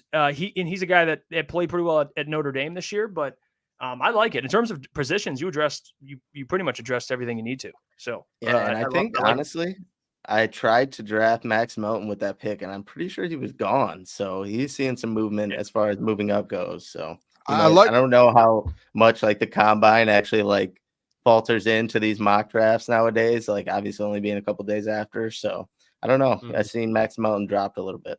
I like Cam Hart though. I mean, he's like 6'3". He's like a big dude, like a big body, 6'3", like over 200 pounds. And he's athletic as well. I like Cam Hart, especially at 92. He was super fluid at the combine. I'm mad if we didn't really bring him up when we talk about people at the combine. I thought he honestly rose his draft stock because to Booner's point, he's a big corner and people were kind of knocking his agility. But when you watched him, he was just very fluid. He looks very natural to the cornerback position. To get him in round 3, I think that's a corner you can stick on the outside, and obviously you'd have to develop him. But Brian Thomas, man, if we got him in the first round, he would have to tear his ACL or something in the pro day. Obviously, knock on wood. You hope that doesn't happen. But that's the only situation if it does. If he's still sitting there with a torn ACL 29, I hope they're taking him. Like he's just. Like Jeff, Brad would. Brad would. J-Mo. You traded up for J-Mo. Yeah, he definitely would. I think if he tore his ACL, Brad would try and get him even more, to be honest with you. Trade value goes up. Injury concern, we're going to take it. No, but and then especially Cooper Beebe in the third man. I mean, he's a guy, he's athletic, played center and guard in the third round. That's a steal too. I think this is solid. Appreciate it. Did you say what you think, Boone? Yeah, I did. I mean, the one that stood out to me, like obviously Cooper Beebe, like that's a guy I've been very high on the last few weeks. I saw about 2 weeks ago, I saw a film of him, and I'll talk about him on mine as well because I had him in mind. But if you just go watch the film on him, just go on Twitter, type his name in, and there's going to be a lot of film. He is someone, and he had a big Saturday as well. If you go look at risers in offensive line, Cooper Beebe was a name that keeps coming up. Selfishly, I was like, I hope he kind of has a bad Saturday because it's kind of like the Keon Coleman thing to where you know already what he can do and what he's about. To where if he drops a little, you can get him a little later, like you already know who he is. So I love the Cooper Beebe one too, and then Cam Hart. I like looking at the back half of these 4-round ones. So I like those two guys at the back half as well. So on our next one, I don't know whose this is now. I just know Gentry's because I remember Brian Thomas Jr. But for these other ones, I know Booner, you have 2, right? I have 2. I made one, and then later in the day, I was just messing around on it, and the one I got, I was like, I have to share this with the people. Like I can't not share it with you know what I mean? Like it was just one of those things to where, and I texted you, Jeff. I sent both of them. And you're like, all right, cooked a little bit. Like you cooked here. And it was like, okay, like when I got the confirmation, I was like, I had to share with the people. So let's see this. I don't know if this is yours or Lucas's. So speak up whoever's. Okay. Is this is whose? Look at that draft and tell me whose draft. I knew it was Lucas. I'm sticking to my guns. Okay. I love this, by the way.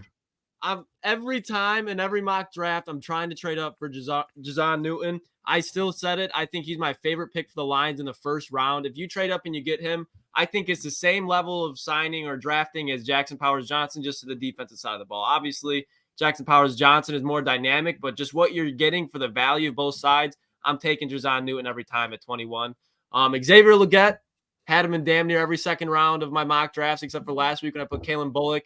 Didn't really like the way it was when I was looking back at it. So I'm taking Xavier Legette every time in the second round. Ran a 4.39 at the 40. To Booner's point, he might have been outside of Ladd, the best wide receiver at the combine, and he has tape to go with it.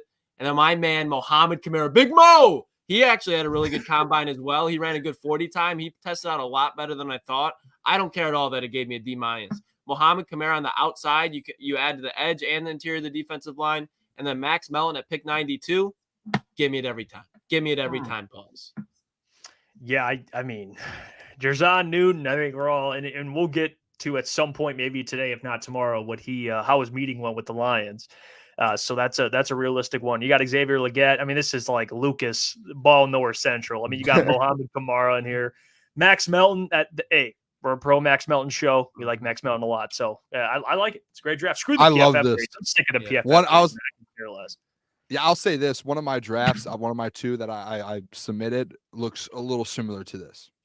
So I wanted to go offensive line, but then I was just looking at the picks, and Kamara was actually going up. Like I think, like to Gentry's point, some of these players in the mock draft kind of rise and fall, and he's a guy that thinks rising. Yeah. And so I was like, do I want to take him or Mason McCormick? And I was like, give me Kamara, give me Big Mo. And then I had to get Melton at the last pick.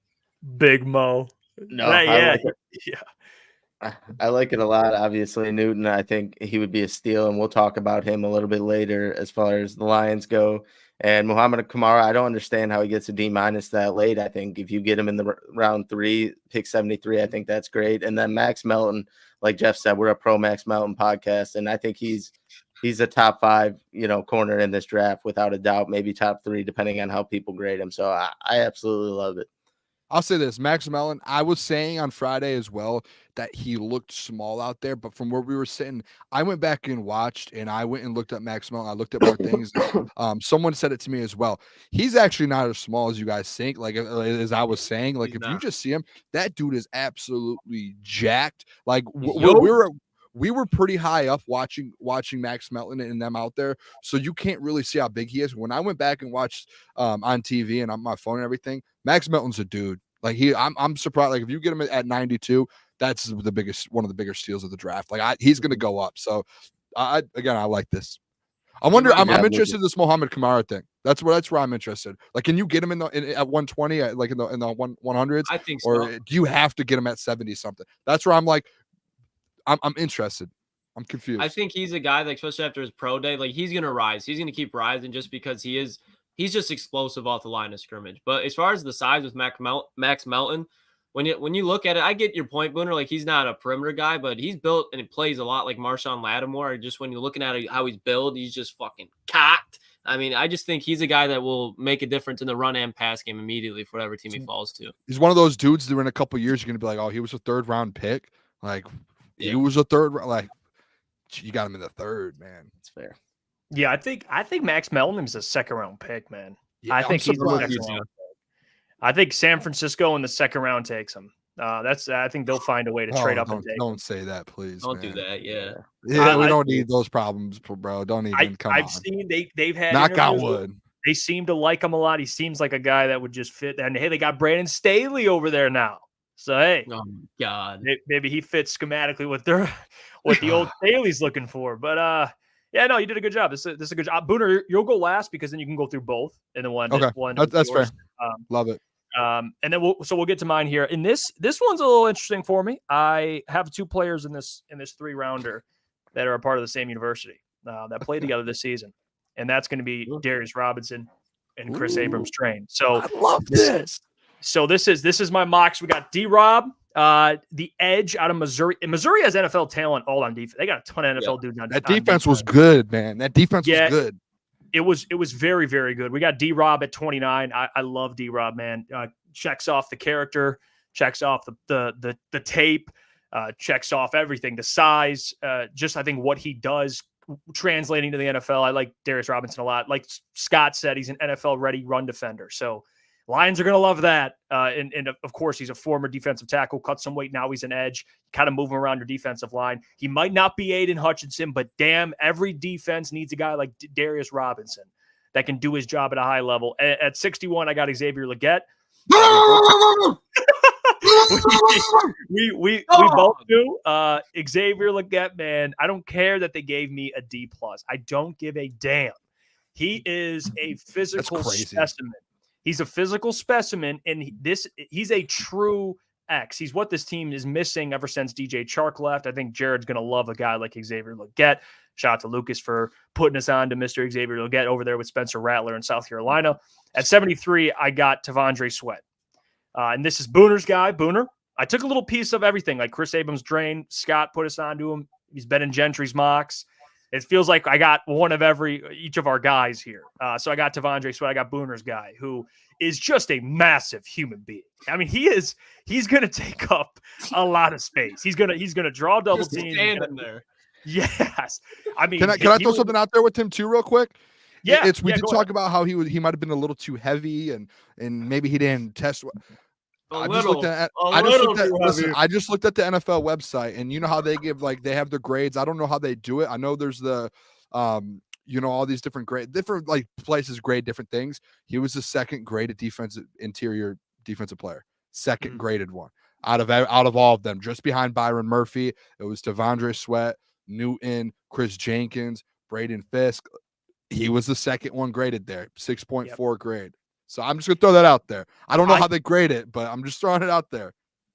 I will say, Boone, I do think he goes higher than 73. I think he goes higher. I think he's probably a second-round pick, but he was there at 73.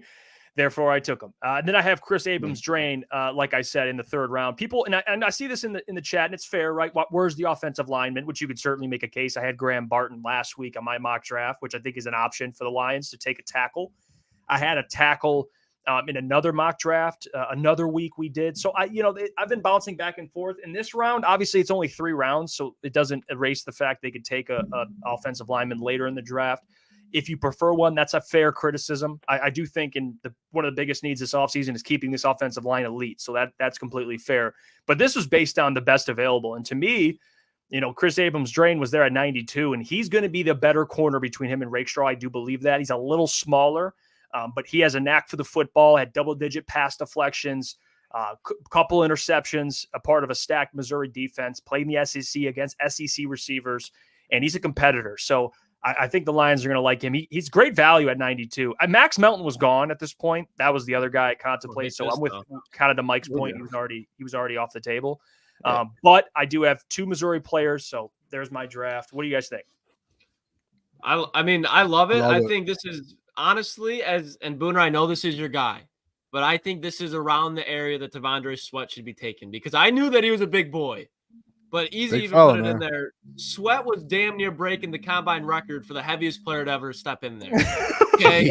And the thing is I understand that's a good thing, but if you're taking a guy in the first 2 rounds, you want him to be on the field consistently. If you're asking me Chris Jenkins or T'Vondre Sweat, I'm mailing in Chris Jenkins. I'm not thinking twice about it. But this, if you get him in the 3rd round right here, I think it's great value. So I think C+, again, ignore the grades. I love this draft, especially with Abrams-Drain. I agree with you, especially after watching him in person. He was another guy that was just extremely fluid. He tested very well. And you could just see he has everything that an NFL quarterback needs to have to transition to the next level. And I think he's going to do that perfectly, especially if he's in a position where he can develop behind somebody. So this is an A in my opinion. I love this draft. Good job, Jeff. Yeah, no, I like it too. Obviously, the bottom 2 picks have been in many of my mock drafts, and Darius Robinson, obviously the need for edge is very big for the Lions, so I like him, and he's had a lot of hype about going to the Lions, so that's another plus. I just want to point out something. Has anyone drafted a wide receiver besides Xavier that wasn't me? I feel like we haven't done my mock drafts yet, Gentry. Well, okay, that's fair. We haven't done mine yet because I have a receiver Booner. But to be fair, I think he's the only wide receiver you three have picked. Not that he's not good at anything, but I'm just making. You better watch. You already tried throwing strays at him earlier, Gentry. I was bugging you every time he dropped the ball. I would just tap Lukas. I was like, "Yep, there's another one." We saw more incomplete throws from JJ McCarthy than Xavier Legette. All right, what are we doing here? What are we doing? That's wrong. You know that's wrong. Gentry, if you're going to go across the line, Gentry. If you're going to go at him, just remember, if the Detroit Lions draft him, guess who he's in a room with? Amon-Ra St. Brown. Guess who's going to get on the – Oh, no. I wasn't saying that. I was just bringing up the point that let that man get better. Like Jeff said, we're an Xavier Liggett podcast too. So, I mean – but anyway, I like it overall. Say that again? Overall, I do like the draft, so. I think too, it's kind of Mike's point about the wide receivers. One receiver that I contemplated taking, to be honest with you, at 61 was what Lukas just said, Malachi Corley. I think the Lions are going to like him a lot. I think they're going to like Malachi Corley. He would be a gadget that Ben would just fall in love with, like how they can use a guy like Malachi Corley. I almost took him. I went with Xavier Legette, leaned towards the bigger wide receiver, but I like Malachi. You got me on the Malachi Corley, Lukas. I like Real quick, a Booner bomb mid-show here. Booner Insider. There has been a trade within the NFC North. The Chicago Bears have traded with the Buffalo Bills. The Bears are receiving guard Ryan Bates, and they're giving up a 5th-round pick in this year's draft for him. It says here that Chicago previously actually tried to sign him last year as a restricted free agent in free agency. They tried to sign Ryan Bates, but the Bills actually matched him to keep Ryan Bates in Buffalo, and now they just gave up a 5th-round pick to bring him to Chicago. Building up that O-line for Caleb Williams, it seems like. It's either Caleb Williams or Justin Fields. Good for them. For them. I don't know. We don't let the Bears do what the Bears do. Ryan Poles, who knows what that man's Ryan Bates is going to have to take on a 300-pound Devondre Sweat. So, good luck. You're right. He's going to have to take on Devondre Sweat in the MAC. The MAC. It's going to be a problem. Big Mac. Sweat's going to have to get on that McNeil diet for sure. Absolutely. ASAP. Yeah. And walk around in garbage bags. That's a great point too, because Aleem came in pretty big. I mean, I don't know if he wasn't Devondre Sweat. He was like 320. He wasn't 360, but he was like 320, I think, or something. He lost a lot of weight, a lot faster. So we'll see. Because that's one of Dan Campbell's things. People forget about that. Remember, he says stay in shape. That's one thing he listed as a number one thing. You got to stay in shape. I mean, look at Bugs. That could have been an issue with Bugs. We just didn't know was not staying in shape. We don't know. No one ever found out what happened with Bugs. That could have been a big reason why. All right, let's get 10-piece. Let's get to Booners. We got 2 versions. Booner, I'm putting up the first one here, and then you can break this down. It speaks to kind of Mike's Mike's question he had. Yeah, the wide receiver. Did anyone else think it's the wide receiver? Give me Ladd McConkey to the Detroit Lions. I traded back just a couple picks, nothing crazy. I just wanted to trade back a little out of the first round. I probably could have got him at 29. I wanted to add another pick because I wanted to add some more players on this football team. I think Brad does that, by the way, too. I think he adds another pick within the first 4 rounds. I know we have 4 top 100 picks. I think some reason Brad's just gonna find a way to add another pick and go get some of these needs. Like we keep talking, you need DNs, you need defensive interior guys, you need corners, you need offensive, you need everything. I think he does it. So I traded back a little bit, added 1 more pick in the 4th round, grabbed Ladd McConkey. Like I said, from what we saw at the combine, Ladd was to me the best on the field, most consistent. And that's what this Detroit Lions team's all about, is being consistent, getting the right guys in the room. Imagine Ladd McConkey guys and Amon-Ra St. Brown and Jamison Williams and Sam Laporta, Jahmyr Gibbs, David Mount, that offense right there, it goes to a different level. Obviously Braden Fisk, I don't know if he falls to 61, to be honest. Maybe, but what he did on Saturday, he had a huge day Saturday, so maybe he does, maybe he doesn't, but I think that's great value at 61. I think getting him there kind of just addressing that interior a little bit. Someone with some speed as well. 73, we already know what Mikey did on Saturday. We know getting him at 70. I don't know how he fell to 73. I don't think he'll be there. We talked about it Friday that he potentially could be a second round guy and probably will be now. But he was available at 73, so I took him very, very fast. Who was it else that took Cooper BB or Bebe? BB. Gentry, let's go, baby. I got a D- for taking him there, but I think Cooper is going to be. He's going to be a guy that could play right away. Like, if you don't re-sign Jonah, Cooper is going to be able to play right away. In my opinion, I think I tried to look at that shuttle thing because Scott obviously talked about us on the show to where guys with, I think it was a 4.47 shuttle played like 85% of the snaps in their career. He ran a 4.61. I just don't think that matters. I think his stock went up a ton on Saturday. Everyone loved what they saw out of him. And then Javon Solomon, I watched some of him. I didn't know who to really pick at 102, and I looked up some guys' film. He's a dog. I don't know if you guys have seen him. Like, he's quick. And I did see his draft stock fell a little bit actually Saturday from what I've read. But if you go watch him, guys, Javon Solomon's an absolute demon. And I know he played at Troy, but just educate yourself there. Lucas, I would love for you to do a ball knower on him in the next couple days. Write that name down. I'll write it down for you here. Javon Solomon. I'll send that to you later. I would like you to do some homework on him. But I don't know. That's where I went. I kind of addressed everything. I don't know if Dan Campbell and Brad are going to address everything like I did. They probably won't and go best player available. But if we came out with this draft here, fellas, don't tell me you guys wouldn't love it. No, we're pro Ladd McConkey here, and I think you got some starters, like guys that would play immediately. I mean, Ladd McConkey is like the perfect wide receiver for Jared Goff. Like, he would love Ladd McConkey, absolutely love him. And then Braden Fisk, another guy. I mean, he's going to immediately start next to Aleem McNeil, so that's a great pick. Yeah.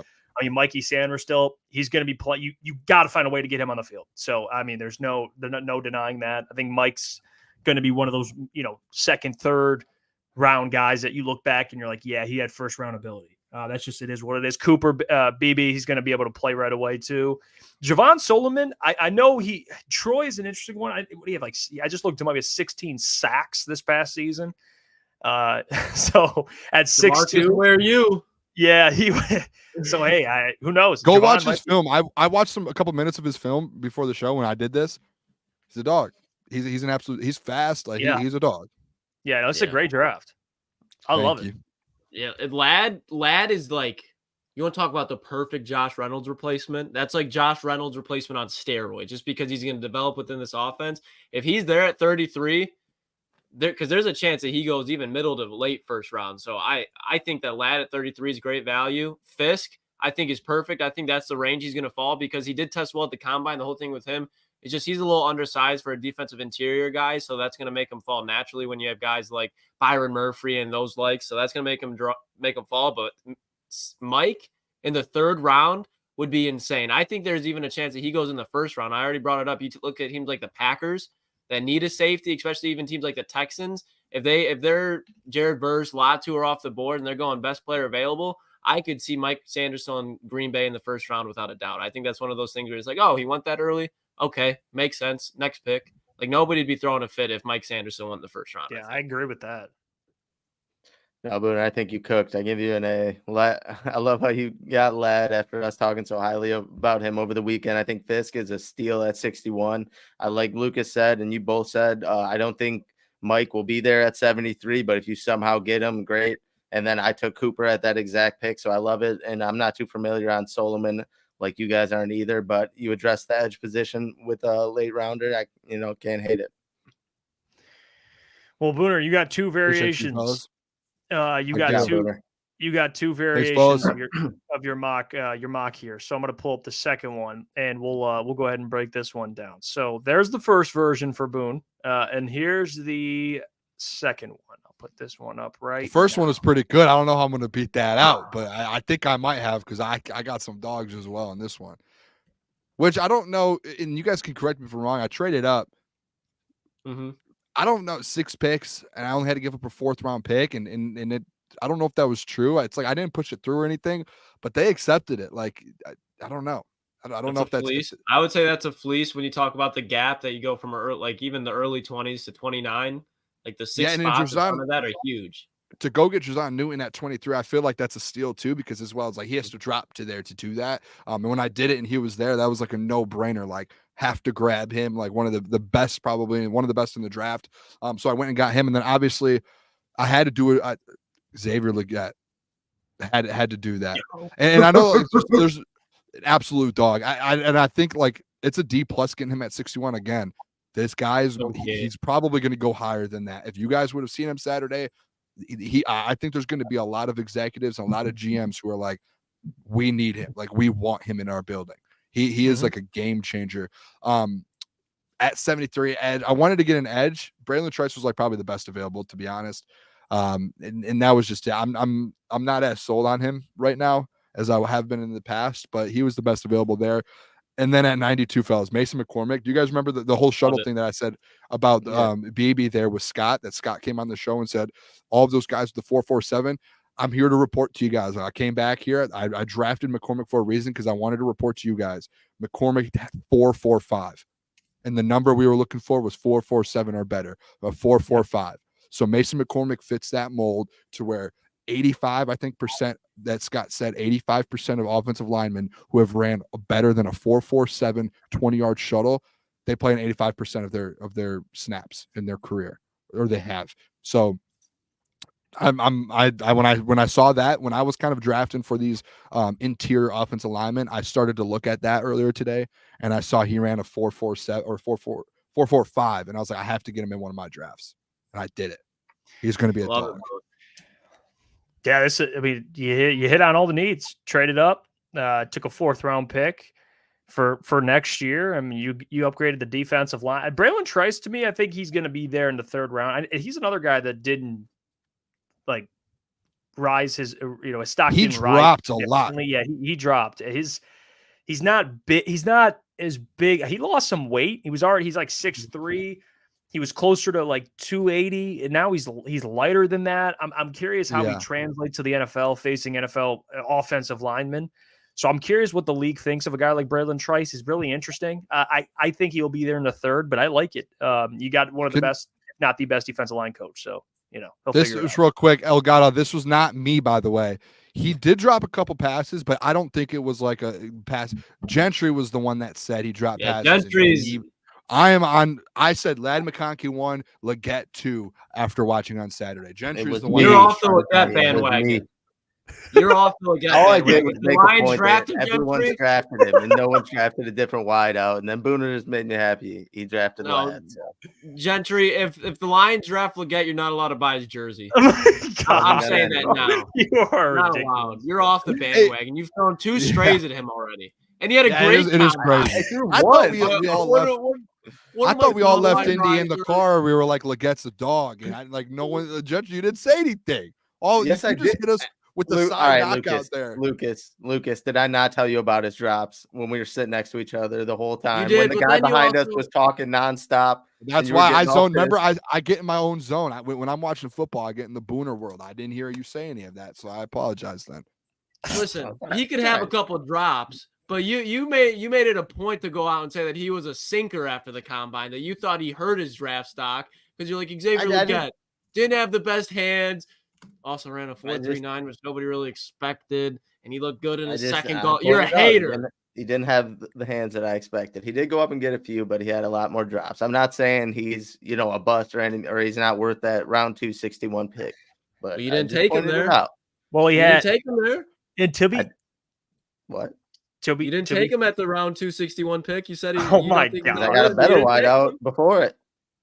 Well, lend it here, because real quick. Can I address something too? Real quick. Yeah. Go ahead. Would love to address something real quick. A lot of people in the chat are like, oh, well, trades don't count. Listen, I get that a little bit to where mock drafts maybe don't do trades. Guess what?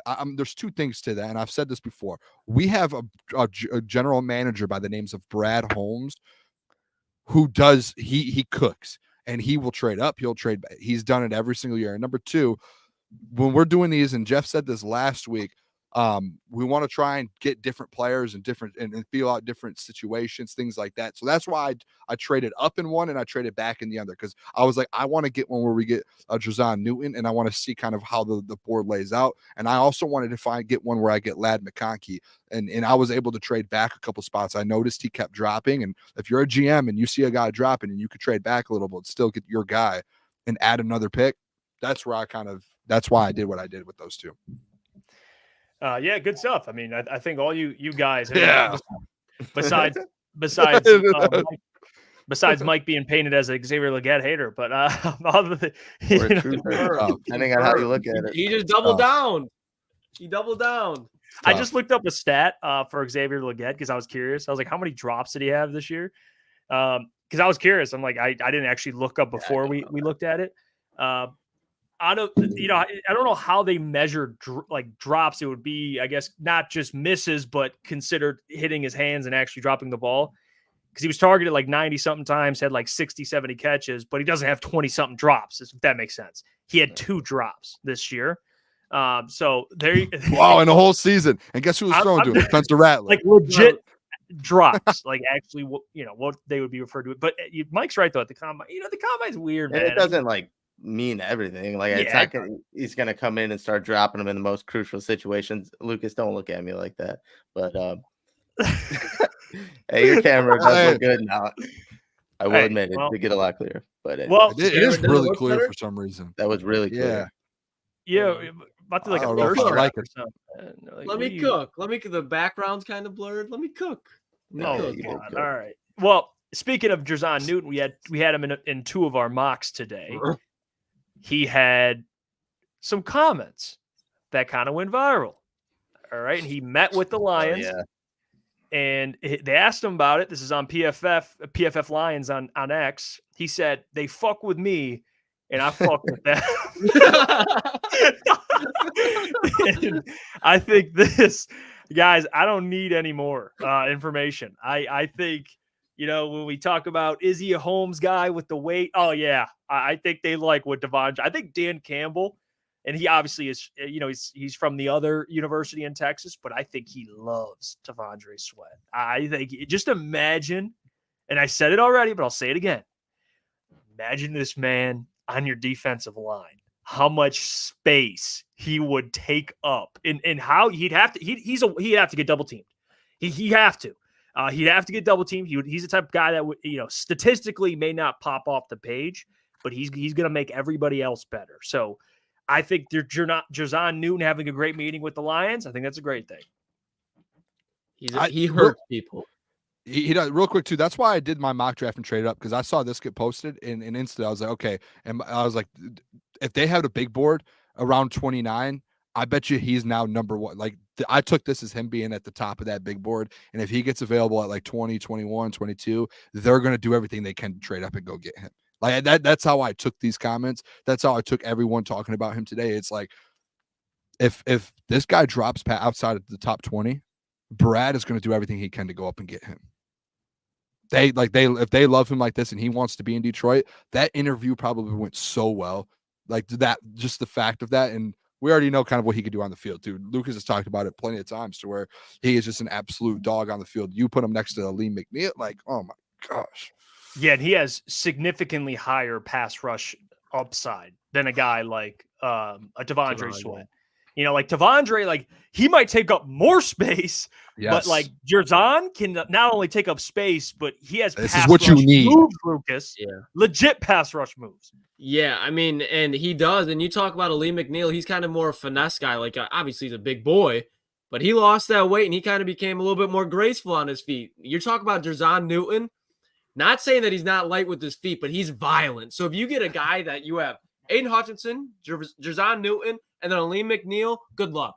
Good luck, especially if they add another edge in free agency. It doesn't even have to be a Danielle Hunter. And these are one of those reasons why we keep preaching that if you can go get just veteran guys, to Booner's point, the whole motive of this offseason is just to fill the holes on the defensive side. If you do that and you bring in Jer'Zhan Newton, that is a lethal defensive line for the next 2 to 3 years that I think it would be hard to figure out, especially when you have guys like Josh Paschal in the rotation. When Jer'Zhan or Aleem, they need a break, you can put in a guy like Josh Paschal as a second-round pick This, I think, just is a huge building block for the rest of the, like, just the extra layer that the defensive line needs. Yeah, I mean, guys, like, and I know I said earlier, we just got done talking about Devondre, so I mixed up the universities.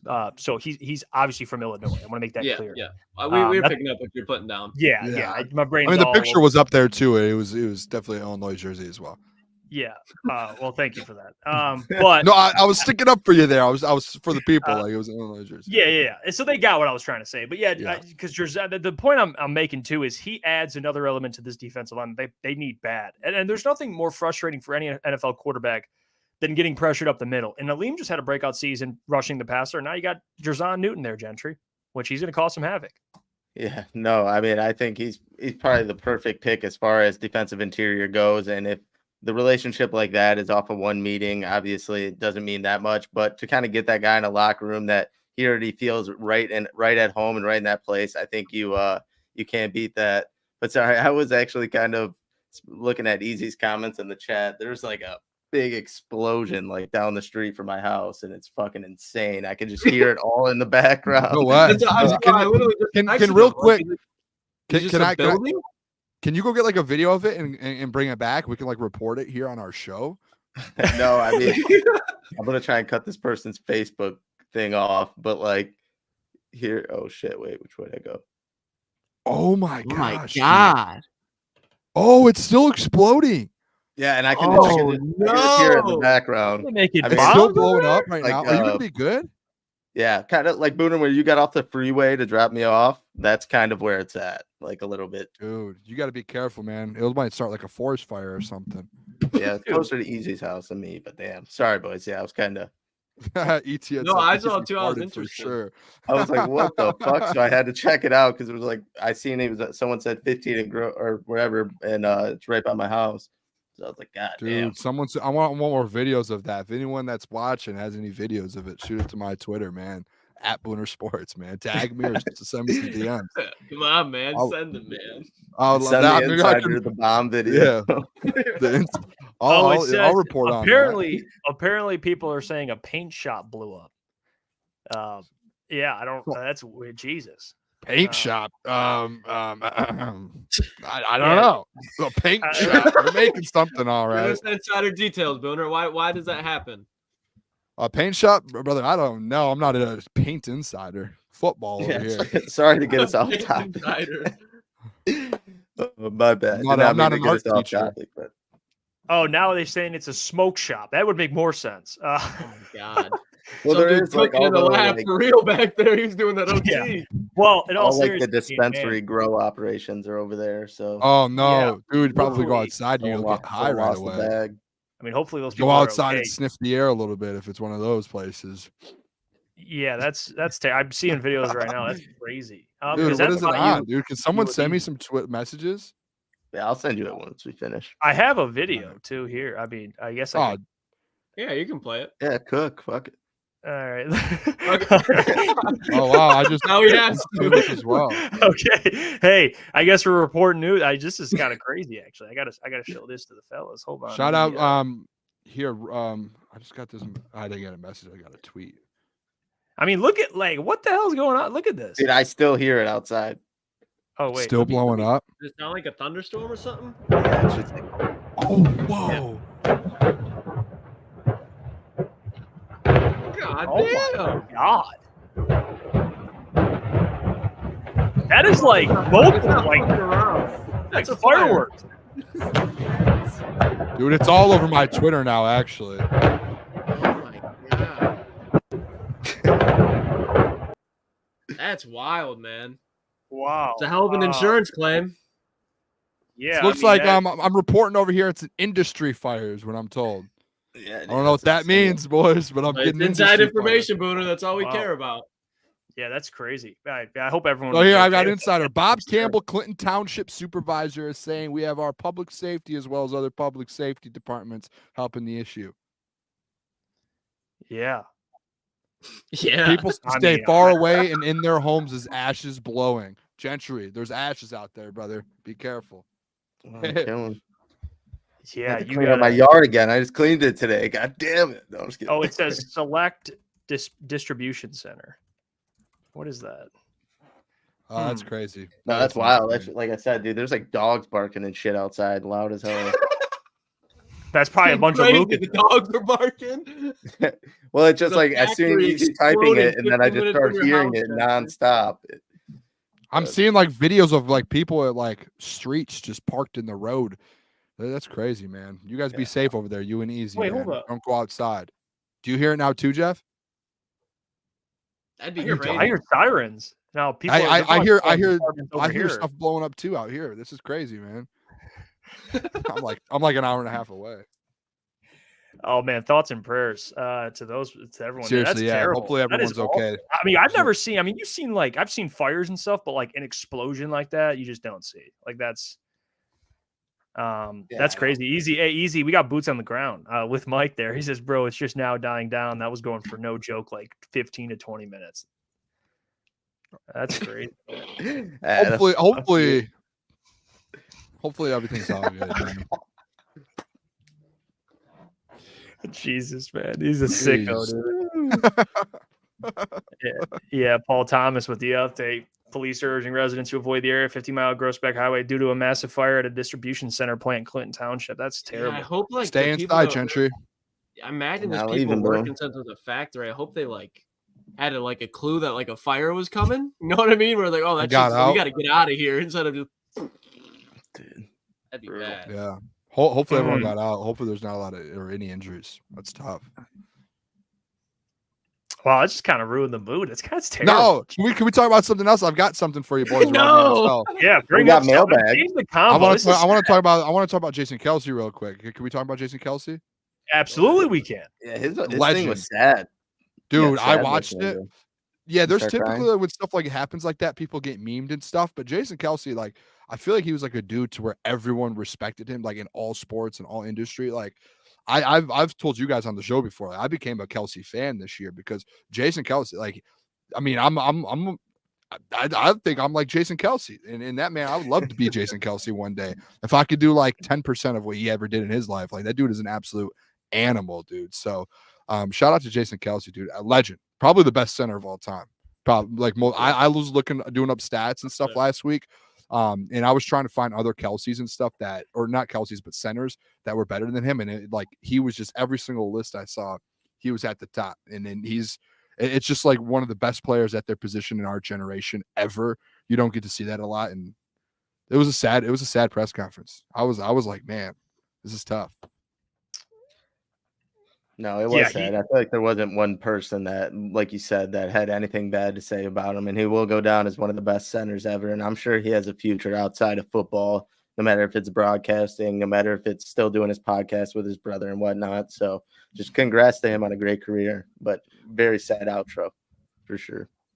Yeah, he. I mean, even for what you have a 6th-round pick for the Eagles. I mean, the consistency, the multi-time All-Pro, Pro Bowler, Super Bowl champion. I mean, the best, if not one of the best to ever do it. I think Jason Kelce, he doesn't really have anything else to prove, right? He's a Hall of Famer. He got a Super Bowl. I know he's dealt with a ton of injuries. Like, to me, this is a perfect time for him, right? He's got so much going for him off the field that a decision like this isn't too surprising. The big thing I'm curious about is for Travis. I mean, I know they just won a Super Bowl. I would assume he plays this year. He's going to try and three-peat, but let's say they fall short this year. If you're Travis, like, you're done. I mean, what else do you have to? He's already a Hall of Fame tight end. To me, Travis did come out. He did come out and say as long as Andy Reid is coaching, that he'll stay. So that was I think Reid's got like a couple years, so maybe he plays a couple years. But those guys, man, have dealt with a lot of injuries. So credit to them. There's not Lucas, too much to say outside. Yeah, there's not too much to say outside of what you guys said. I think he's up there. I think if you don't think Jeff Saturday's the best center of all time, I think Jason Kelce's the next guy that's right there. And I think, like you guys already said, he went out at the perfect time. He had nothing left to prove, especially after this season. Yeah, they fell short, but you knew it wasn't Jason Kelce's fault. I mean, he was out there. The weakest point he had in the season when he had to use the bathroom on the field, so he had to go off the field for a couple plays, and that was like, oh, what the hell happened to Jason Kelce? That was the weakest point of his season. So he even played at an all-pro level this year, Hall of Fame career, and I agree with you, Jeff, that I think even if I know Kelce said, yeah, as long as Andy Reid's here, I'm going to be here. But you don't know that if that's reality. A whole season can change things. If he suffers an injury, anything can happen to the point where Travis Kelce, you already saw him kind of decline this year. I think he's still a great player, but you saw a decline. I think it's going to kind of continue this year. And then you talk about 2 years from now, it's just like, are you really going to hang on to Travis Kelce for the money that he's going to be signed for? I don't know, but either way, both of those guys, Hall of Famers, and you knew that Jason was leaving, so it's sad, but you knew it was coming. Real quick, too. I know we mentioned he's a 6th-round pick. I don't know if you guys watched the full press conference. He told a story as well, and I didn't know this until today. He went to Cincinnati, and he was a walk-on as a linebacker. Like, he wasn't like a he had 0 stars. He was a walk-on, and I've been in college programs, and at Saginaw as D2. Like, I have a ton of friends who were walk-ons as football players. Like, I know a ton of people who walked on. I know people who had full rides and transferred to D1. Like, for him to be a walk-on, I don't think people realize when you're like a walk-on, like, that's tough, dude. And Lucas, you know, you're at a D2, like, to be a walk-on an 80 level, it's like the odds are instantly like 99 to 1% against you. It is one of the toughest things to do. And the fact that he was able to be a walk-on at a D1 school all the way to switching positions to becoming the best center, one of the best centers of all time, if not the best, and a Hall of Fame. Like, it's just the whole story to me. It's like, dude, you could do anything. And it's like, not to be weird, like, but it's like, that's just the truth. Like, we do this stuff, like, and then just to see stories like that and a guy retire, it's like, it's sweet, dude. It makes me feel like I could be Stephen A. Smith or something. I don't know. Or I could be Adam Schefter. Let me be let me the Booner bomb. Adam Shefty Booner. Yeah, like ETN, he played in 156 straight regular season games. Like, that's crazy, dude. Like, he's NFL's Iron Man. Shout out Jesse. D'Antonio let him walk on. He said, "Who told him he could walk on?" Mark D'Antonio. Real quick, drop your questions. We'll get to mailbag here. We got 9 minutes left. We'll get to. I know Lucas. He's got some thoughts on Dante Jackson. He was just released by the Panthers. I want to get to that tomorrow. I think that's a great topic. To talk about, kind of preview some guys that'll be available. So we'll talk about all the guys that are being released. Wilkins is set to hit free agency. Christian Wilkins from the Dolphins. That'll be another guy we could talk about the potential. Marshawn Lattimore. Saints are trying to trade him. There's a lot of guys, man, that are going to be on the move. Free agency starts here in about a week or so. So there'll be good storylines to kind of cover here before the free agency period. But we'll start with this question. Big Con 51 mailbag. If JJ or Jaden Daniels is there at 29, okay, well, he's not going to be. Neither of them are. Neither are going to be. Would you be shocked if Brad took him, sit behind golf for years, and not be 30 when you get a real chance to start like Hooker? We'll just get this straight. They're not going to be outside the top 10, both those players. But do you have taken a quarterback? No, because there'll be number one, no. But number two, there's not going to be anyone there at 21 worth taking. Besides, Michael Penix. But no, I'm good on Michael Penix. All the other guys are going top 15. Can we get it straight too? The Detroit Lions will not pick a quarterback in this year's draft. Yeah, I agree. Yeah, I don't see. I've seen a lot of people mocking like 3rd, 4th, 5th, 6th round. There's going to be no quarterback in this draft. No wasted picks. All right, we'll get to this one here. Mailbag thoughts on tomorrow's headline at some place being why the Lions will win the next 4 Super Bowls after Jason Kelce. No comment. Yeah, no, that's up to them to break that down. I bet it'll be great. They're a step behind me. I said they're going to win 2 of the next 6, so catch up to Booner. Path. Yep. Jason Kelce retiring just confirms it. Coach Walk 37 highlights from the weekend. You boys want to go give a highlight each or anything? Meeting Sean Payton was dope. That was for cool. Sure pretty cool. He was actually really chill too. Like he didn't seem like we were like bugging him or anything like that. He got me a little bit. Did you put a good word in about I believed in the Broncos this year. I got a lot of flack. I said good luck this year. You did. Yeah, I did say good luck. And I did throw out every time I meet someone, I just throw out crunch time. I said he said we said we're on a show in Detroit. He said, "What's the show called?" I said, "Crunch time, brother." And he did come at me a little. I messed up the selfie. He said that he said Booner the other way, Booner. Boom. He said, "Yeah, you got it." I'm coachable. I'm very, very coachable. And Sean Payton knows how coachable I am now. That's fair. I think a highlight for me, and I think you guys would agree. Meeting Jim Harbaugh, super, super down to earth. He's a good dude. I call him one of the best coaches, period, in all sports on planet Earth, and I believe that because he's coached at a high level in 2 different, not same sport, but 2 different levels, and he was damn good at it. So, I'm a big Jim Harbaugh guy. It was nice to meet him, but that's kind of a one we've talked about. I think a personal one for me, to be honest with you, was, I know this is like a weird, I know we could say we saw McAfee and he was at the combine and it was nice, but I think I'm going to go this route, guys. I think it was just being there with you fellas. I think that was my highlight. You know what I mean? As a team, getting to go on the road, get some team chemistry plus 10%, like 2K. We built the team chemistry, the team bonding trip. It was nice. Yeah, it was a lot of fun. I will say too, it made it to where it's like we never did any of this stuff where we were before. So now that we went out and did it, now we're like, hey, we can do this now. We're like, and I think for the people watching, it's like, we're going to do a lot more things like this, like go on these trips to go places. The NFL draft obviously is coming up in Detroit, like doing stuff like that. I will say too, the biggest thing I took out of this whole trip, fellas, is now we know what we need to do next year to be elite and bring that much more content. So I can't wait until the combine next year too, after a Super Bowl win. Yeah. Obviously, my favorite thing was meeting Harbaugh. Obviously, love Jim Harbaugh. Overrated. The second thing was playing trivia with Booner. Was the funniest shit ever. We almost have to make it a segment on the show because I was playing host to trivia and I would ask these 3 questions and we would go into elimination rounds and shit and whatnot. But it was just so funny. Shout out Bradley Chubb. The laughs were endless. Shout out Bradley Chubb. Bradley Chubb kept me in the game. Yeah, he got you done. Yeah, Kanye West had Booner shook. Hey, Kanye West. You guys remember when that dude got arrested at the combine? That was kind of crazy. I forgot about that. Great one. They didn't just arrest him. They like tackled him and picked him up like on their shoulders and walked all the way up the steps. Like out of all the places, the combine to get arrested at, what are we doing?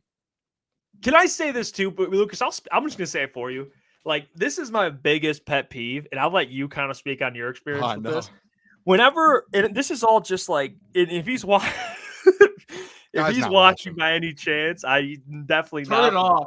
Yeah, go turn it off. If you're at the combine, it is not, and this goes honestly. I'll just say it goes for every sport. Like, just watch. There's no reason to go to an event like the combine and talk, not just talk, but talk loud for the entirety of the event.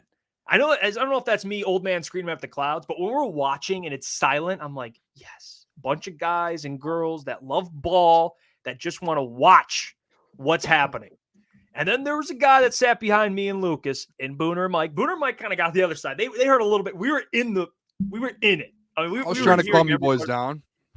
Well, I went to the bathroom and forced Lucas down there. We couldn't. We're trying to watch the combine, and this guy behind, he's just ranting. I mean, he dead ass recorded a podcast behind us, Lucas. He did. He dead ass recorded like loud. Not if you talk, it is what it is. But like, yeah, I mean, yeah, Caleb Williams. We're like watching JJ throw. We're like, dude, can you just please, just watch, dude. Lucas. The dude, to put it like this, to hear just how annoying this guy was, he was a Jets and Alabama Crimson Tide fan.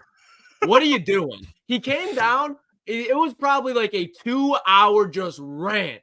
And the worst part is the person he was talking to was like a 70-year-old Karen who was there with her husband, and she tried acting like she knew football. So this guy would yap and yap. You could tell this guy has not had anyone talk football with in like 3 to 4 months. He had endless topics to bring up that just had they were talking about when I finally had to just get up and move because thank God the people in front of us decided to leave early. He was talking about, I could give you all the juicy juicy gossip for the Taylor Swift and Travis Kelce. I was like, dude, you need to shut the fuck up.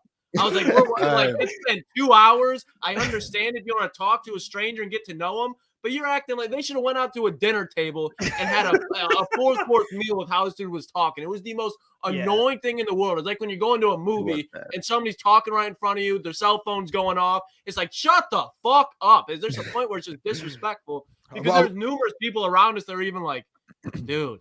Like, people riled up again. I will say this. Agreed. We were at the combine. There's a lot of tests going on. That was testing your guys' mental toughness. I told you guys there. You guys failed that test very big.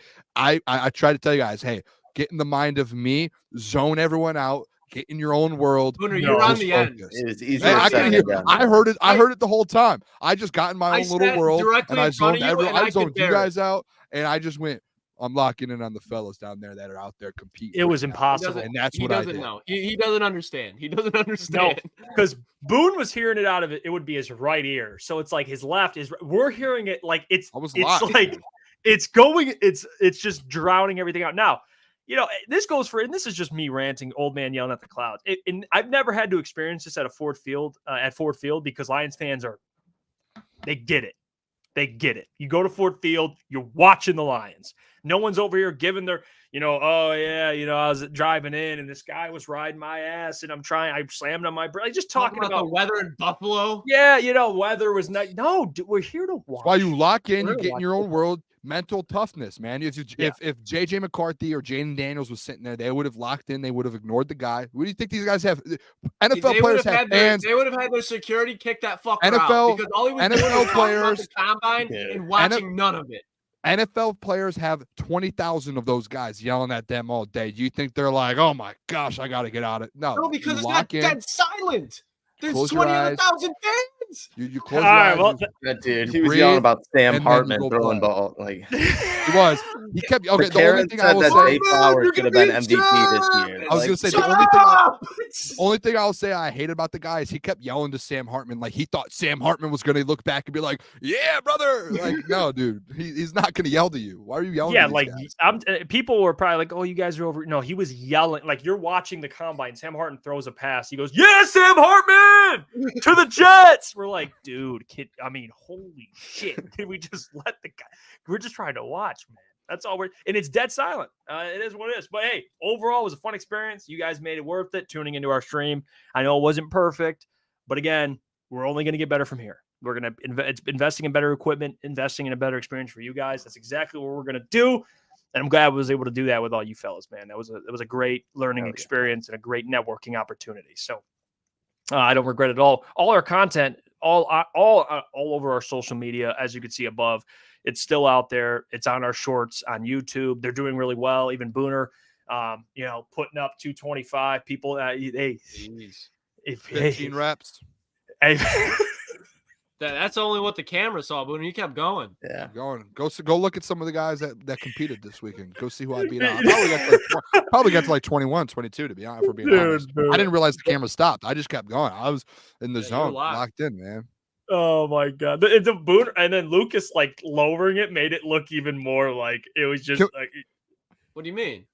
You're helping him out. Yeah, I really didn't though. I didn't really have to help him. No, I was dominant. Hey, do we need to tell the real quick? I know we're over. We go a couple minutes over. The Dan Campbell. Then we were tracking Dan Campbell down. We were tracking the man down. I was locked in. I went to bed early to go talk to Dan Campbell, and you boys like I was locked in, boys. You were not locked in. You slept through 3 alarms. Yeah, we woke up. Your alarms woke me up, and I got up, and then I came back to my run, and then you were up. Oh God! All right, fellas. We did see Dan Quinn though. Shout out Dan Quinn, man. Dan Quinn, not as big as I thought he would be. I don't know if that's the weird way to say. Like Dan Campbell, I can imagine. You're looking up like, holy shit, this guy's a giant. Dan Quinn, like people compare Dan Quinn to Dan Campbell. No, Dan Campbell's the biggest head coach. Dan Campbell, baby.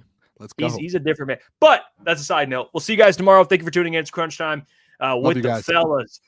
Doing our draft recap here at home. Good quality with our normal setup. And we'll be back tomorrow. Like I said, we'll break down more free agents, guys, in how they fit with the Lions, what fits, what doesn't. All that stuff and more. But until tomorrow, we'll catch you guys. Have a great Peace. Monday night. Have a blessed night. Stay safe out there, especially if you're anywhere near what's going on over on Groesbeck. So, hey, it's a terrible situation. But until tomorrow, we'll catch you guys. Have a great night. Deuces.